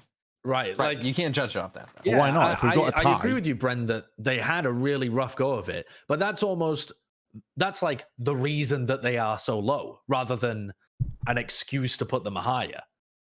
But if we, I think Josh probably wins out here, and you have to kind of look at the whole season. Although I hate to renege on it as well, Bren, because I think there's a strong argument. But if you've got a tie between these two teams, I'd say you have to give it to the one with the shittier conditions, right? But if this is because they've achieved the same with less. Who would win if they played tomorrow? Well, that's not what we're ranking. Well, now they have decay, so it just throws things all over the place as well, right? I actually don't know who would win tomorrow because the Titans are the better team, but Justice now have a freak of a player that can maybe just win them the game outright. So it gets very strange. And I think the Justice's peak this season is probably higher than the Titans' peak. Yeah. I think Justice. Wow, what a peak! Majority of the season. Yeah, I mean, their peak was very, very low peak. I think I'm fine with London after that. Sorry, did you have more? Well, I'm weighing up now London versus Toronto. Because in my opinion, that's the next battle. I think London are probably next, but Toronto only looked good during one period of time. And the rest of the time, they kind of sucked. London at least looked competitive in APAC for a stretch of a number of weeks. Yeah, if you have a recency bias, you'll tend to think that London are trash because the last 2 weeks London have been trash. But before that, they looked all right. Yeah. They looked like a kind of middle of the pack team, like a Dallas or a Houston or something like that. I mean, yeah, they finish at 6-15 and Toronto has 8 wins. Like, would London have won 2 more games in NA? Absolutely. Like, London would have beaten Vancouver, they would have beaten Washington, they would have beaten Boston. They probably could have taken games off Toronto. I mean, you would have had your wins right there. Do you remember when London reverse swept Washington on that Toronto at the homestand? It went like 5 meters or something. Unreal. I think this is a very hard one because this is the one I think that fans are going to disagree with the most because London have been sucking recently. They've been the bottom of the APAC region. I think most people's opinion of London is that they're a bad team, but I don't think they're a bad team. I think for the majority of the season, they've actually been a pretty decent roster that's just got a real rough go of it over in APAC because the competition is so much higher. I don't know. I mean, I see where you're coming from, and I do agree with some of it. But at the same time, you get the peak argument as well, where Toronto Defiant, they actually did make top 4 of the Summer Showdown. And, the circumstances were unreal. We had incredible amounts of upsets, whatever. But I still think you have to give some level of credit to that. And they were like, at the start of the season, there was like a 1-month period or something where we were actually quite impressed with Beast Reinhardt. And they were competitive. I know that they've never been like a great team or like borderline even good team. But like, they have actually looked impressive at times with Carib and agilities on the Genji. I mean, I'm looking at their wins, and they start out the season by beating Paris. So I think that shows the level that Paris are at the beginning of the year. But after that, like once things actually settle down, their only wins are like they got to win over Boston, then Justice, then Boston, then Vancouver, then Vancouver. And it takes until Agilities was on Genji during that meta, they had not beaten any team that was outside the bottom 3. Didn't they play Boston for like the qualifier for May or something? They played against Vancouver and they won 3-2. Yeah. The Toronto Defiant were an absolute trash tier team up until the Summer Showdown. They were able to play Genji. I really do think that London should be. Yeah, I think London's probably better. All right, there you go. Yeah. They only have, in fact, their entire season long, they only have 2 wins that are outside of the bottom 3 teams, Boston, Justice, and Titans. And those 2 wins are the ones that got them top 4 in that tournament. They beat the Valiant. Those are the only wins that they've got the entire season that were worth anything. Above London, no, I would probably say Houston, right? Houston. Not Chengdu? Yeah. Houston have had moments. Yeah, I feel like a bit of a Houston apologist. What moments? So you think Houston would be higher than Chengdu? Yeah, I feel like Houston I feel like people are very harsh on Houston. I don't know why I'm saying this, but they have had moments, haven't they? Chengdu plays in a tougher region, won more games, has a better map differential, and we saw them finish number 1 Rappel and Raucus. And you're going to say the Houston Outlaws deserve to be higher. Houston they benched Muma. Houston wins 6 games the whole year. They come nowhere close in the playoffs to playing even as good as Chengdu. Yeah, walk off the set. And London might even be higher than them. Oh well, come on, Kerr. Let's not be real. We're not drinking heavily. We can bring Chengdu down. London might even be higher than Houston. That's a good point, actually, Johnny. I mean, here's my argument for Houston, though, because I do kind of agree with Bren. I don't want to put them that high, but I do think they get a bit of an unfair rap because even though their win rate is awful, they're 6-15, a lot of those games were like map 5 chokes or matches where they looked actually competitive against good teams but ended up losing anyway. They were a decent team at various points during the season. You need to get the wins, They almost have the same map differential as the Toronto Defiant. Yeah. Well, they've also sucked at times as well. That's true. But the 2 most impressive games from Houston's entire season is beating Florida Mayhem once in the Summer Showdown and beating Paris very early on in a hero pool with like Tracer Sombra. That's the 2 most impressive wins for Houston. Well, but my point more so is that they've had a couple of impressive losses as well. Like the win rate doesn't show everything with the Houston. I borderline don't care about impressive losses. Because I think that's worth something. Like if you take a team to 5, but you're always so close to losing, like your win rate is going to tank. But you're actually not that far away from having a much better. Chengdu was number 1 for a split, like a stage. Yeah, that's true, actually. I don't think they should be. I walked away because I didn't have a counter argument to what Matt was saying. It is. We're all down there. Look at the evidence. Yep. It's damning. If Chengdu played in NA, do you think they would have finished with more than 6 wins? They finished with 8 in APAC. Mate, I don't have a fucking clue, actually, because it's Chengdu. I mean, Lord knows. I think you have to remember as well, Chengdu had some periods of time where they just looked hopeless. Oh, Like, yeah. Hopeless for various segments of that's the year. That's a commonality between it. Most of the teams we're talking about here is that you can think of a period of time for most of these teams where they looked pretty bad, and that's just the nature of the hero pools. Like, but Chengdu clearly has the highest peak out of any of those teams we have there. Yeah, but we're judging the entire regular season. But I mean, there was a phase where we were like, Chengdu is not even being Chengdu. Like, they're not even Chengdu. They're just poop. Who would be above? Like, well, would you put Chengdu? Is Houston below London? It's an argument. Both teams finish 6 and 15. London finishes with a way worse map differential. Yeah, in a harder region. I would say yes. I would say London above Houston. London did play games though in NA at the beginning, so we don't know how many of their wins come from being in NA early on. I don't think it was very many, but I'll double check. They beat Washington for sure. Yeah. And I believe they got did they beat the Outlaws? They beat the Outlaws. They beat the Outlaws. Justice 3-2. They beat Florida 3-2 before Florida got good. And then they moved to APAC. So three of their wins come from North America. But having said that, I mean, one of them was against Florida just before they got good. So it's not, hard to say whether that one is like a free win because that was before Florida had really gotten had gotten good. I would still put Houston above London. I don't think I would. I'm tempted to agree with Matt because of all of those close losses for Houston. I think Houston would have got shit slammed in APAC though. Yeah. And I mean, so did London, kind of almost. Yeah, like London still lost a lot in APAC. Okay. What if you frame it like this? I think in all the tournaments, London always had sort of upset potential in APAC, where I think that Houston would have just gotten run over by the APAC teams. Houston had more upset potential. Well, I think he meant Houston playing in APAC, right? Yeah. Oh, right. Yeah. So APAC, Houston playing in APAC. I would leave that the way it is. It. Dante might genuinely have been one of the best tracers in APAC. Yes. All right, that's fair. I don't feel that strongly about it, so I'm fine leaving it as is. I think what's interesting is who is above Chengdu.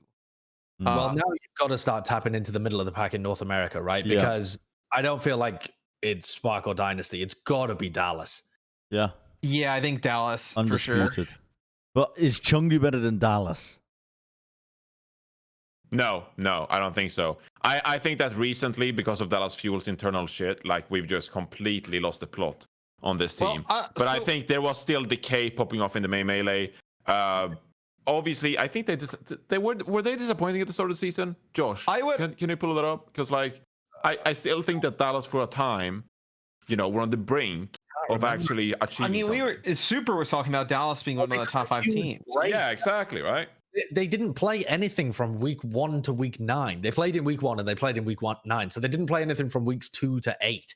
And at the beginning, they were just playing against Pacific teams. So they got shit slammed by they lost to the Valiant to open up when they were playing in Dallas. And then they lost to Shock and Gladiators. And then they beat the Valiant. So, at that point, they started playing more regularly. I think that's a fair spot for Dallas. I don't know if you can make an argument that Chengdu is better than Dallas. I don't think so. I mean, Dallas had some all right results at the beginning of the season. I remember they played against the Shock in their opening homestand. They took a map off them. They won Horizon Lunar Colony with Doha playing the Junkrat. They took Shanghai. They took San Francisco to 5 maps. In week 11, that was. And okay, their wins are over bottom level teams, but some of those bottom level teams like Houston, so it wasn't just the bottom 3 teams. They beat them to Defiant a couple of times as well, and they looked dangerous with Decay. So here's would you put Hangzhou above Seoul Dynasty? Seoul up until just beating the crap out of London for 3 straight games, had only won 3 games since going to APAC. In the regular season, most of their wins come against beating beating up NA at the beginning when they were here, and then they get 3 wins, and then they just beat London 3 times. But also, let's qualify what beating up NA means. They weren't getting wins over like Boston and Justice. They beat both of the LA teams, who we're considering to be like, decent rosters when it comes to North America. They finished 6th and 7th. But Hangzhou plays in APAC the entire time, finishes with a better record and a better map count. I mean, I'm going to be honest. I don't think it's either of these two teams next. I think you still have to plug your way through. Atlanta? America. Yeah. I think it's Atlanta next. So let's go Atlanta. Yeah. Actually, I mean, I think it's really close between Gladiators and Atlanta. If you're talking about the entire season, Atlanta were at least able to consistently beat all of the bottom level teams, whereas Gladiators oscillated so much. At times, they looked really poor. Like there was a period of time where the Gladiators just looked like they had lost it completely. For like that. For all the crap that you give Atlanta, they blew out the teams they were supposed to blow out, right? Yeah. Like they didn't let like the Bostons linger around in series or Toronto. They just blew the doors off of them. We really think that Hangzhou Spark are worse than Gladiators? No. Gladiators, Gladiators right above the Fuel. What do we think between this will be probably the hardest for to determine. Valiant, Soul, Spark, and Rain. No. Wait. Are we done with Gladiators Atlanta already? We have barely talked about them. Yeah, I don't know. I'm still undecided. I mean, because I think, for the shit we give the Gladiators, I think, obviously the meta has mostly not favored them with OG on the Orisa and then playing Space on the Sigma. He is good on that hero, so I'm not even going to bother with that. But I feel like when they did play dive at times, like in the main melee, they played dive. They lost to Philadelphia in what I think was a 3-1 series where they actually had a pretty good performance. I still think that Gladiators have good moments in the season, but they're oscillating so hard, like you said, Josh. I mean, what has Atlanta accomplished? I'm trying to think about. Okay, so I said Atlanta, but now I'm starting to think. Out of all the different metas and stuff we've had this season, would you have ever favored the Rain over the Gladiators in any of them outside of the double shield Sometimes, stuff? sure, in the double hit scan with Baby Bay and Edison on the Tracer. Yeah, Baby Bay and Edison. No, because they never beat a good team, Yeah. So, well, Gladiators weren't a good team at the time. Well, yeah, but they were at least like a competent roster. I mean, you look back at the beginning of the season for the Gladiators, and they were pretty decent. Like they took the Vancouver Titans' original lineup to 5 maps in the opening stand, and then they beat the Shock in one of those early weeks as well when the Shock had a bad read on the and lost the both. The problem with Gladiators is they beat some really good teams, but they also lost to some shite teams. If they were more consistent, finished much higher in the standings. They would have finished higher than the Valiant and the Atlanta Rain easily, but they just whiffed against some bad. The Gladiators' final record should have been closer to the Florida Mayhems than it is the Valiant. Yeah, but it wasn't, and that's the key part, right? Like, we can't. I mean, let's do this on what they should have done. They failed. The loss to Boston separates them from having the 5th seed. Yeah, they would be above the Valiant right now if they had. Uprising. And it wouldn't really be that close. Like they would be above them in 1 win. Well, no, they would be tied, but they would have probably like +7 in terms of maps. Yeah, and they'd have a better win percentage, which is what it's based on anyway. Yeah, so they would easily be winning. I think the question between Gladiators and Atlanta all comes down to whether you value consistency or a higher peak. I think that's the whole conversation, right? It's like the most. We're judging on consistency, though. I think I would put Atlanta above Gladiators then in that regard. You're looking at the entire season. The whole. So if you consider Baby Bay and Edison as a duo as well, I think that's some good stuff. Consistency, man. Where are the Valiant better than Seoul or Hangzhou? I'm going to be honest. I've already said my piece earlier on here. I think the Valiant aren't. I don't think they've got the wins over top teams. I would agree. I think the APAC teams should be like if we had an open system. This isn't just me being salty that I have to shave something into my fucking head, but I do think that the NA teams, even like Florida, have gotten the way to win in North America is to beat the crap out of the bottom teams, and that's how you get high in the standings. Beat the crap out of the bottom teams and play the games 50-50 that you're supposed to play. Here's where I think I disagree with you. Sorry, Bren, did you say something? Yeah, I was going to say the thing is, Josh, Valiant is still 9th. No, they're not. They're 10th, eighth. actually. Are they 10th? Can I not count? I don't think you can count. They would be 10th if they were below both of the, which is still top 10. So I would still They're lose. still 10, yeah. Oh yeah, 10. Yeah, still top 10. Yeah, I would still lose the bet anyway. I'm just saying that I think they would be at this kind of position. Uh-huh. I wanted to say, like, a large part of the meta has been double hit scan with KSP and Shax. And I know we've sort of labeled them as like a one composition team at times that can only really rely on KSP on the Ashen Widow and Shax on that Tracer. But given that, for the most part, that has sort of been the meta this year, I feel like that duo has to be respected up against the likes of Spark and Dynasty. And I don't think you can dismiss them to just be like below both of these teams. Like Spark had some really rough moments this season where I think that KSP and Shax would have taken it to the Spark. Yeah. I think that the Spark have struggled at times for sure. But they started the season well, in a kind of the Spark basically, I mean, they have the same record as the Valiants, playing in a significantly harder, what we deem to be harder region. Yeah, but it's so bad. Like at times. Well, the Spark still have as many wins over positive teams than the Valiant do. That's the other thing to note here as well, is that the Valiant have just gotten their wins by beating the piss out of lower level teams, the same as the Florida Mayhem and that kind of stuff. Whereas in APAC, you have to beat teams that are at least going even with everybody else. There's no teams. There's no easy win. Spark have got those wins. Like as bad as the Spark have looked at times, and they definitely have looked bad at certain times. Spark went out 3-0 in the quarterfinals of May Melee and the Summer Showdown. They hadn't won a single map in a tournament until Countdown Cup. Yeah, but like in a tough region. Like yeah, if you put the Valiant, if the Spark were playing in APAC and the Valiants were playing in, if the Valiant were playing in APAC, I could see the Valiant getting maps there. No, I could see the Valiant getting maps against New York and Seoul. Oh, maps? Is that what you're saying? Yeah, I said maps. Yeah. Oh, right. They lost 3-0 in both the May Melee and the Summer Showdown in the quarterfinals. Yeah. They just got domed. Yeah, possible. I mean, I'm looking through the Hangzhou Sparks wins here as well. I mean, it's kind of crazy because they just go up against the over and over and over again. But I mean, they don't really have that many impressive wins either. They've kind of been farming the Seoul Dynasty and the Chengdu Hunters. So, well, see, I was almost going to make the argument that Spark is above Seoul Dynasty, but I mean, yeah, I mean, I can see where you come from. Where are Seoul's wins in Seoul wins are just over? Well. They're over London. They've beaten London 3 times, right? Yeah. Hold on, let me see if I can find it. I don't know if you can pull it up faster, but yeah, they've beaten London, then they beat New York, though, to be fair. Then they beat London.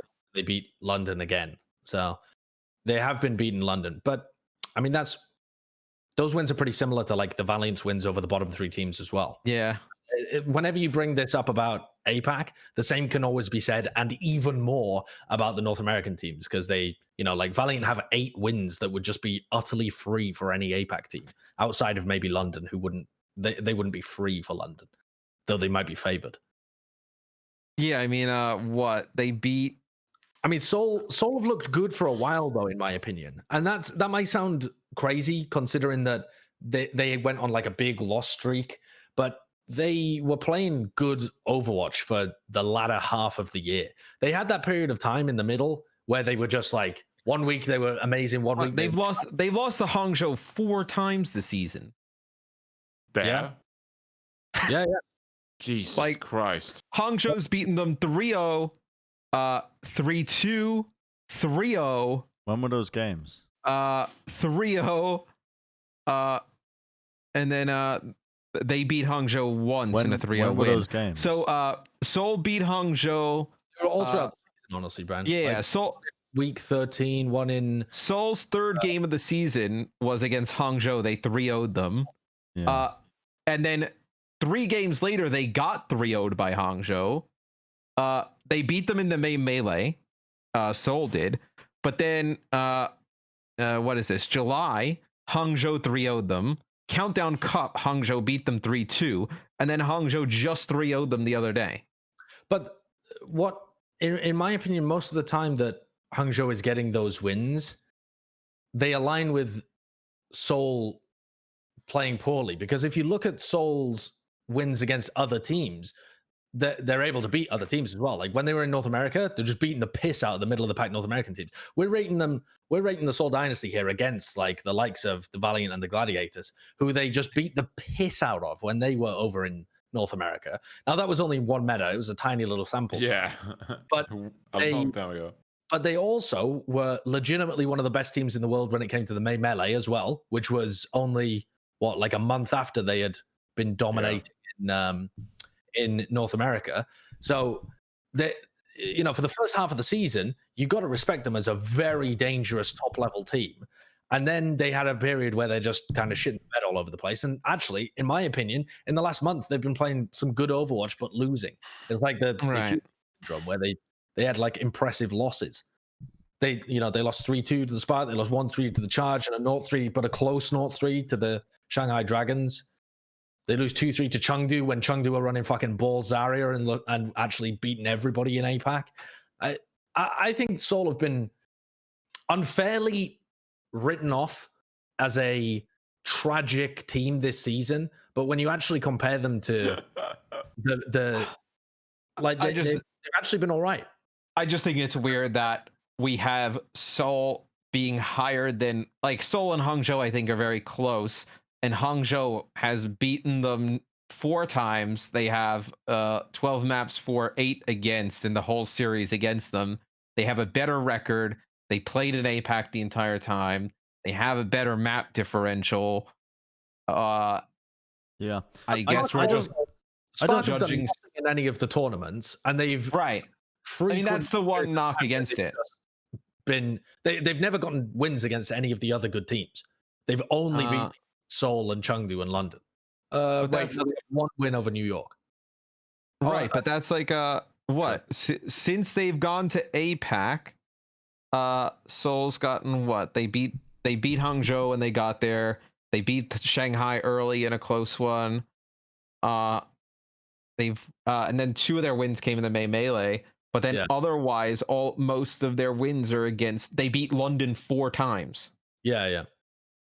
Let me see Hangzhou, so we kind of have some kind of comparison. Hangzhou's beaten. Hangzhou's beaten Guangzhou. I think this is a pretty similar comparison, though, to Gladiators and Atlanta. The kind of things we're trying to tie here. Yeah, because what you're measuring is consistency in the peaks of these teams as well. Whereas Hangzhou have just never really beaten teams that you might deem better than them. And I do wonder how often these wins that we're bringing up, like the biggest credence that we're giving is that the fact that the Hangzhou Spark beat Seoul Dynasty. Soul a lot. But they've won the head-to-head. That's the big difference. But look at they have played very close with the rivals Guangzhou. If you look at times, at the microcosm of where those matches take place, I'd be curious to see if it's in that pocket of periods of time where Seoul were just dog shit for one reason or another. Nah, it's happened all over the season, Bren. Yeah, but that's what I mean. There was times when Seoul would be good one week and terrible the next, and good one week and terrible the next. Like there was some alternation period where Seoul have these very high peaks where they can go toe to toe with some of the good teams. Yeah, so they beat them right after coming over from NA to APAC. Then Seoul loses. Yeah, they looked shite then. Then Seoul goes on a horrible streak. They lose 3-0 to Shanghai, Guangzhou, and Hangzhou back to back. Terrible period. That was the period that everyone remembers and everyone keeps saying is like. Then oddly enough, Seoul lose 3-0 to Chengdu. Beat Hangzhou 3-0, then beat Guangzhou 3-2. Yes, this was the period of time. May Melee. That was both in the May Melee. That was in the May Melee. That was the period of time where I remember all of us did our predictions and we had Seoul going out first round. And then Matt was a fucking nutcase and had them going far. Yeah. Then Seoul, after the May Melee, they go on a crazy losing streak. They lose to New York, they lose to Guangzhou, they lose to Shanghai. They beat Chengdu, and then they the Summer Showdown, they beat London, then lose to Shanghai. They come for the Countdown Cup. They lose immediately 3-0 to the Spark. And then in the Countdown Cup, they lose to the Spark 3-2. Then Seoul, this is where Seoul starts to look good. They 3-0 London. They 3-0 New York. They 3-0 London again. They get 3-0'd by Hangzhou, and then they beat London 3-2. Yeah. I mean, that was the most recent game that we saw. Yeah, that's the end of the season. Park actually looked really good in that with Goucher playing the Winston, and they just dive Badoshin over and over again. But they're so close, these teams. Either. I think that the only thing that Hangzhou has going for them is the head-to-head, right? Yeah. Well, they both make the finals of a cup, right? No. Did they? Yeah, the Countdown Cup. Yeah. Got the fucking easiest bracket in the world, and they got blown out in the final. They beat Seoul. That is not worth the same amount. Like, yeah, they beat the Seoul Dynasty 3-2. They squeaked a win, but that is not worth the same as the Seoul Dynasty getting to the finals and nearly beating Shanghai and getting reverse swept. I mean, count for the same thing. But my issue is that the Spark had a period of like a month where they were getting 3-0'd by like they were lost Spitfire. They were just totally lost. And that's why I kind of disagree with you, Bren, when you say it's similar to the Gladiators Atlanta, because Atlanta always beat the teams you expect them to beat. Whereas Spark, they sometimes do just look tough. That streak's not as bad because, okay, the 3-0 loss to London is bad, but we've seen Seoul get 3-0'd by like Chengdu and whatnot. But they had a 3-2 loss to Guangzhou, and then they lose to Shanghai 3-0. Yeah. And then they lose to the London game. Yeah, and then they lost to New York as well. But they were kind of getting blown out in that period of time. But yeah, I think it is pretty close. It's a toss-up, really. Or, I mean, if you want to give it to Seoul, the only reason you would is because of their ability to make that finals in the May Melee and go the... I have an idea. Yeah. I say we let Kurt decide. Good idea. Yeah, fuck it. Like Kurt, Seoul or Hangzhou? Is that it? We have no idea to determine if it's it. There it is. It's official. Are we keeping Valiant below them? Is the other part of this question as well. I almost want to put Valiant above Spark. I still have the biases in my mind when they were playing the Ash Tracer comps. Yeah, me too. That was a large part of the season. I would put the Spark probably above the Valiant, but that's me. Yeah. I think Valiant would beat them in a head-to-head for the most part of the season. Really? I think that the Valiant have been completely carried this season by their tank line plus Lastro. By their DPS line. Holy fuck, their tank line. By their DPS line plus Lastro.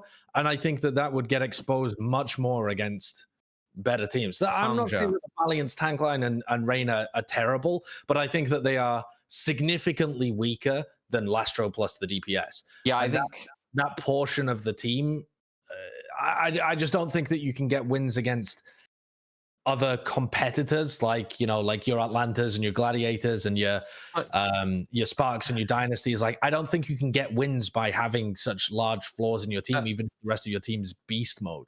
Yeah, I think you're kind of getting hung up on the KSP Ash and Shaq's Tracer Valiant, where outside of that, but in the moments that we've seen outside of that, it has not looked anywhere near that level. So like, what metas do you think? What metas do you think Hangzhou would beat Valiant in? Maybe like Brawl with Reinhardt? Any dive, some kind of dive with Goucher? Yeah, literally any dive meta. Yeah. And then, I mean, what other metas have we had? We've had Rush being played, but I don't really know whether Spark would beat them in Rush. Spark would probably beat them in the Genji meta. To me, Hangzhou's best comp is like Ryan, McCree, Torb. Yeah, they were pretty good. I mean, they've dominated recently. Well, they dominated Seoul Dynasty playing dive last week. I want to set this in concrete. Yeah, lock it in. Wait, 3. All right, I'm doing some quick math. Feel for me. Well, okay. Well, I'm locking it in. This is the overall power rankings of 2020. As dictated by the Plat chat script. Now, how different is this to the actual standard?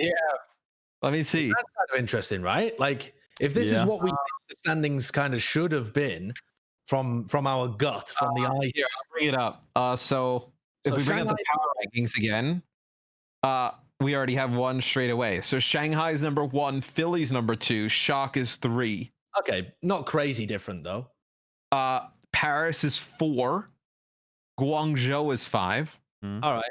Again, we were debating that. So Mayhem is 6, New York is 7. Okay. Valiant and Gladiators are 8 and 9. Oh yeah, the Valiant and the Gladiators are much higher. Guangzhou and Seoul are 10 and 11. Okay. That's 12 is Atlanta. Yeah. So pretty similar. Like the reason we've got Valiant and Gladiators so low is because actually we weigh the APAC region much more heavily compared to Yeah, and London's a little higher and Toronto's a little lower. Which makes sense. Well, what do we have Chengdu at here? They finished 14th in the regular season. They are 15th. Are they? Yeah. No, they're 14th. No, they have to be 14th. Yeah, they're 14th. Huh. We have them exactly where they were. Somehow we've got Chengdu down to a mathematical formula. We have London at London 17th in the Owl standings. We have them higher. Yeah. London's slightly higher just by virtue of. I don't think anybody could argue with these power rankings. I mean, you could. I definitely think you can pick. I don't think anyone could. Stuff. I think the Valiant will. I think the Valiant social team Packing 10 will be coming hunting for this. And nearly, can't we just put the Atlanta Reign above them and just knock them into 11th place? Nope. Looks much better. No. Put Chengdu above them. Chengdu could win the season. Put Chengdu up there. Okay, no. All right, let's. Valiant finished 11th. I was right. The mosquitoes are attacking. Right. Reset. Welcome to Plat Chat episode 48. Yeah. What's next? Bren's Player of the Week. Stop right there, criminal scum. You've violated the law. It's time to pay penance by watching Bren's Player of the Week, presented by T-Mobile. What I love is we've actually never seen what those sound like. Well, you can go on to the VODs and listen back. Yeah. That one, I must have been.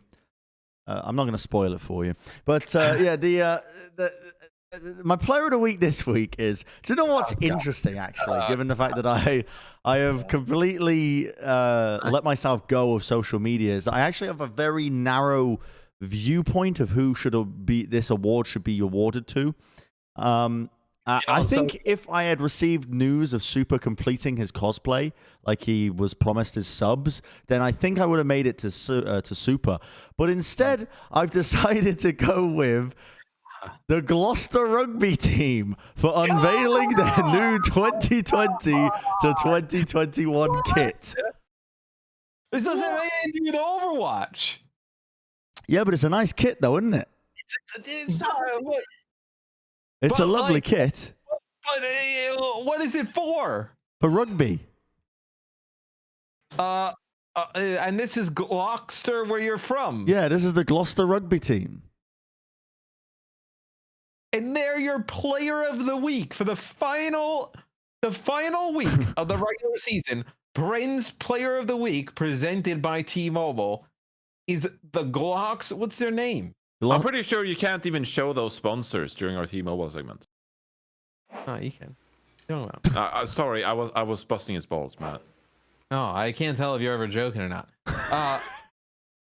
Sideshow left. I did check if there were any conflicting sponsors before I made them my player of the week. I do my research. Yes, yeah. Wow. I do my research into this, and we came up clean. That's impressive. But yeah, they're called Gloucester Rugby. Yeah. That's it. They're called the Rugby. No, just Gloucester Rugby. Yeah, the Gloucester Rugby Club. Okay. I feel like I had my expectations so low, so I'm not disappointed. If you had to pick a different player of the week as Josh comes back, it would have been Super. I think it would have been Super, but it's too late. I mean, listen, when you lock it in, you lock it in. You could have given it to Kurt for producing the co-stream. You could have given it to me and John. Yeah, I could have. I could have given it to Ans for breaking a final blows record. You could have given it to Johnny. He attempted to host. Yeah, I could have given it to Johnny for hosting. I already had Reddit eat my ass, so it's all good. I could have given it to Jaws for pushing the boundaries of what we're able to say on broadcast. True. Given it to didn't somebody fill in for somebody or no? Was I giving it to me for casting with Mitch? Yeah, you could have given it to Mitch for having a cast with you. I could have given it to me. I had a day where I was on the desk and I was casting. I filled in with Z. Yeah, there was a lot of good options. There was a lot of good options, but ultimately I felt like the Gloucester rugby team really deserved it. All right, well, then I got their attention. I just wanted to say thank you to the people on Reddit who actually made that thread because it made my day, so that made me smile. What thread? Thank you for that. But Never mind. Don't worry about it. The one that made the thread, Johnny's burner that made the thread about the hosting. Yeah, I was, look, okay, so we don't need to spend time on this, but I did actually check the history of the account to see if someone was messing with me because it was titled, because it was titled Dear Jonathan, and I was like, is this my mom or something? Because like, who the hell would write on the internet Dear Jonathan and like title it like that? It's not even like, typically it's like, oh, you know, like appreciation thread or like unpopular opinion, doing a great job. I was just like, Dear Jonathan, like a fucking letter, and I don't. It got to me, so I'm very thankful. That's pretty for the nice smart comments. though from that Reddit user, because one of the things that made me quit Reddit was the appreciation threads just being an excuse for people to tear down my colleagues. That fucking drove me mental. So I think that's pretty smart because they're not. It's not like an appreciation thread in the title. So I feel like people wouldn't be inclined to tear down other people. It's just like a gas up thread, you know? Yeah. So you know, we always tell people not to read Reddit comments, not to read into it. But here I am reading into it, and I'm loving every moment of it, and I'm very grateful for all the nice comments. They were very nice, actually. Thank you so much to everyone who wrote. Everybody leave a nice comment in our comment sections here on Plat Chat. Yeah. Everyone who is watching this right now has to leave one nice comment about Plat Chat. Otherwise, we're banning you from watching Plat Chat. Dear Bren, that is not the way to go. Yeah. I would also like to say, before we end this episode, that I did go through with my math, and I calculated the average placings of all the teams in our top 20. So APAC, the average placement for the APAC teams was 8.28, and the average placement for the NA teams were 10.84 in our rankings. That makes sense. Yeah, I guess that kind of makes sense. Because we weigh APAC higher, right? And there's more bad teams in North America, so they're going to drag down the average anyway. Yeah. I just figured that was interesting, maybe. Yeah, that is interesting. But yeah, it's like applying statistics to things we've already come to the conclusion of. Pretty interesting. Applying statistics to things we already know. That's pretty much what you just said. Oh my God, talking about applying statistics, man. I'm talking about Reddit as well. There was a Reddit thread that was talking about logics. Right? Because I normally don't read Reddit at all. And then last night I couldn't sleep, so I was just trawling through it. It was essentially like an appreciation thread for Logics, talking about how underrated he is as a player, or like potentially how underrated he is because his stats are good even though he's on a bad team. And the amount of people in there who are like analyzing his play style from the stats. Right, but that's what I'm saying is like the good thing to do is to come to a conclusion from your eyes and like a general feeling, and then you look to see if the statistics actually back that up in some manner. Yeah. As opposed to create a hypothesis, and then you watch the games to prove that hypothesis. Yeah, because if you come up with a story or some kind of thing, you'll find any stat. You can find any stat to make whatever you want to say true. Yeah. You just keep looking. There's tons of numbers. You'll find something. See if I can find it. It was so funny to me. Somebody posted a detailed breakdown of Logic's play style and then said, I don't pay very much attention to the guy, but that's how I interpret these stats. I was like, what the I think what this says, though, is what we should do. And we'd have to see if we can get either Kurt or somebody else to do it. But because Bren doesn't look at Reddit, we should all come up with two fake Reddit threads and one real one, and see if Bren can figure out which one was the real one that ended up pretty funny. Like 3 lions or something, and we'll see which one that Bren can get. Oh, I just remembered as well, Bren, you must have missed out on this because you're not on Twitter. I don't know whether Kirk can pull this up, but Deepay had a pretty spicy tweet after winning the battle for LA. Wait, really?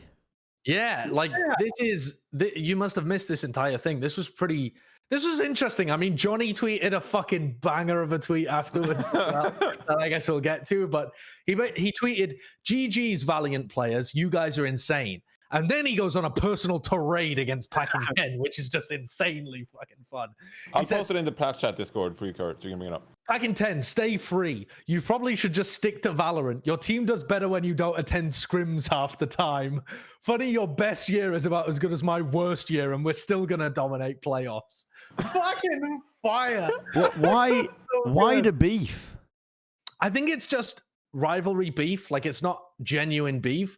But he's just decided to apply some actual hot fire to it, because I know that Packing 10 has had to spend a lot of his time like working on the Valorant team. It's crazy that they've been able to have success in both games, considering that it's the same coaching staff. But it's just so fucking funny to me that Deepay's like, your team does better when you don't attend scrims half the time. I will say, so if I were to make some psychoanalysis thing of Deepay, which I probably shouldn't do, and it's probably the worst thing I could possibly do in this scenario, and Deepay is going to hate me, I could see a world in where everyone just goes crazy about Packing 10, and they're like, oh my god, he's a god at scouting, Valiant, overachieving expectations, holy shit.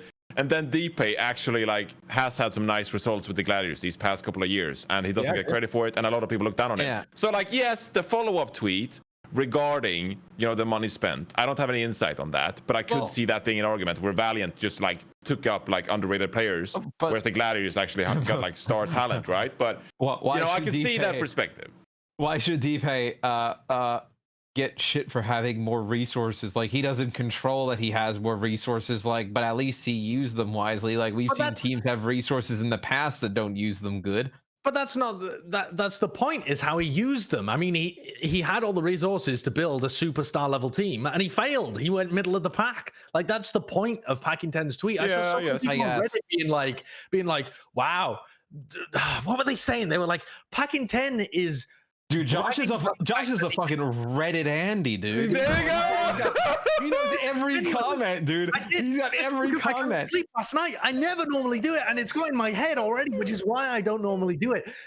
Like the levels of idiocy. I was angry last night while I was trying to get back to sleep. I couldn't sleep because I was just angry reading this just Papega filth all over the competitive Overwatch subreddit. I don't know whether this is the norm and I just miss it usually, but it was absurd. Like, people are like, so Packing 10 replied to this tweet, Bren, by saying, this guy tweeting at me, spending millions, but still finished lower than me in the regular season, basically. Yeah. So bragging about the fact that he was only given a small budget, but he still made a great team out of it because his scouting talent. He was working with less.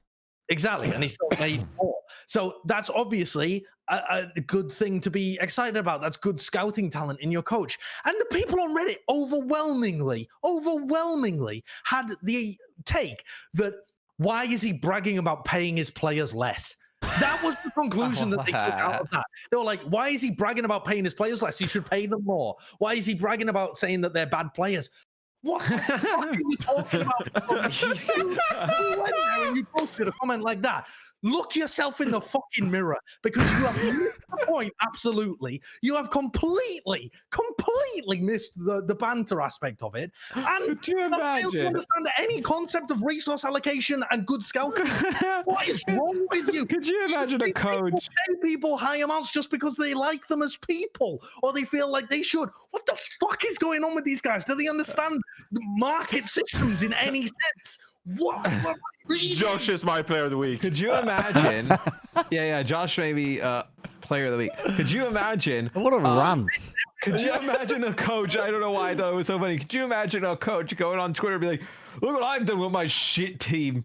Look at all these. Like, could you imagine? Like, look how I dragged these bums. Like, just tagging them. Like, that's like what they were saying. Like, Imagine that coach showing up at practice next day. Like, all right, everybody get back out there and do the thing again. Like, I mean, it's Packing 10 roasting all of the other coaches as well, because the whole reason he was able to find these players for cheap is because no one else was looking at them, because he's the only guy in the league that had the scouting ability to pick up these talents and find people like KSP and find, and get value out of Shax on Tracer and find Lastro, for example, who's actually been a pretty good flex support this season. It's fucking wild to me that the Redditors are like, oh, he's calling his team bad. No, he's saying that they were undervalued, that no one else thought they were good, and only he thought they were good.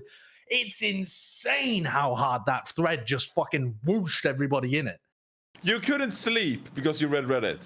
Yeah, I also couldn't sleep because I went to bed at 8 p.m. because I have Reddit should have been Brenton's player of the week for booming Josh. They did boo me this week. I was reading the Valorant subreddit as well, and that is just like the Valorant. It's like the Overwatch community on crack. They have even worse takes, just sheer fucking takes all over the place. So I was just drowning in a sea of just fluid idiocy that was seeping into my orifices. Wow. I felt like when I woke up in the morning, I was going to leave a slug trail of cerebral spinal fluid. I don't know. I can't have it. I'm not reading it anymore. It was a mistake reading it last night. I'll read a fucking book in the future. Yeah, I mean, we need a weekly segment where Bren just gets to read threads for the first time and just gives us Bren reads Reddit. That would tilt me. I have genuinely never been happier at the state of just blocking out social media for obvious reasons, because you're considering the opinions of people who are just purely fans. Like, they're just watching it and they're like, here's my opinion, I'm going to throw it out there. And they don't have like a friendship group to spout it to. They've got the internet, a message board, right? Like, it's just... And I would tell you, I think you did a great job casting, Bren. So if anything, that might have played into your casting. You're great, Bren. Thank you. Yeah. I actually really enjoyed doing color casting with Mitch. With Mitch. Yeah, it was a nice... maybe that's the future. Me and Uncle Egg and you and Mitch. I'm sure Mitch will be thrilled. Yeah. It's not even like, besides that, even just like your cadence and the way like you set up like the fights and everything. Like your voice work was really on point. It was great. Yeah. I find that when whoever I'm casting with, I don't know why, I just kind of mirror their flow in a lot of ways. For a second there, I thought you said criticizing Josh. Whoever I cast with just falls asleep. I thought you were going to say that. No, but I do find that I kind of mirror the cadence, and I don't know. I was listening back to it, and I find myself picking up the flow of speech patterns and using fucking insane dictionary analogies like Mitch to describe shit when I was casting with Mitch. I pick up the same when I cast with Mitch. I use lots of big dictionary words. You have never used a word more than 3 syllables. In fact, dictionary is the first 4-syllable word you have ever used. Anyway, Kurt, I think, is ready to go to bed. He's in his pajamas. So we're gonna... I love you. Watch out, Kurt. Holy shit, what an episode. Yeah. Good night, everybody. Subscribe, comment a nice thing below. Tell somebody you love them. Go to twitch.tv/trucktruck and use your Twitch Prime on him. Playoff primer and award show. Get hype. Yeah, award show this weekend, maybe. I don't know. Possibly. Love you.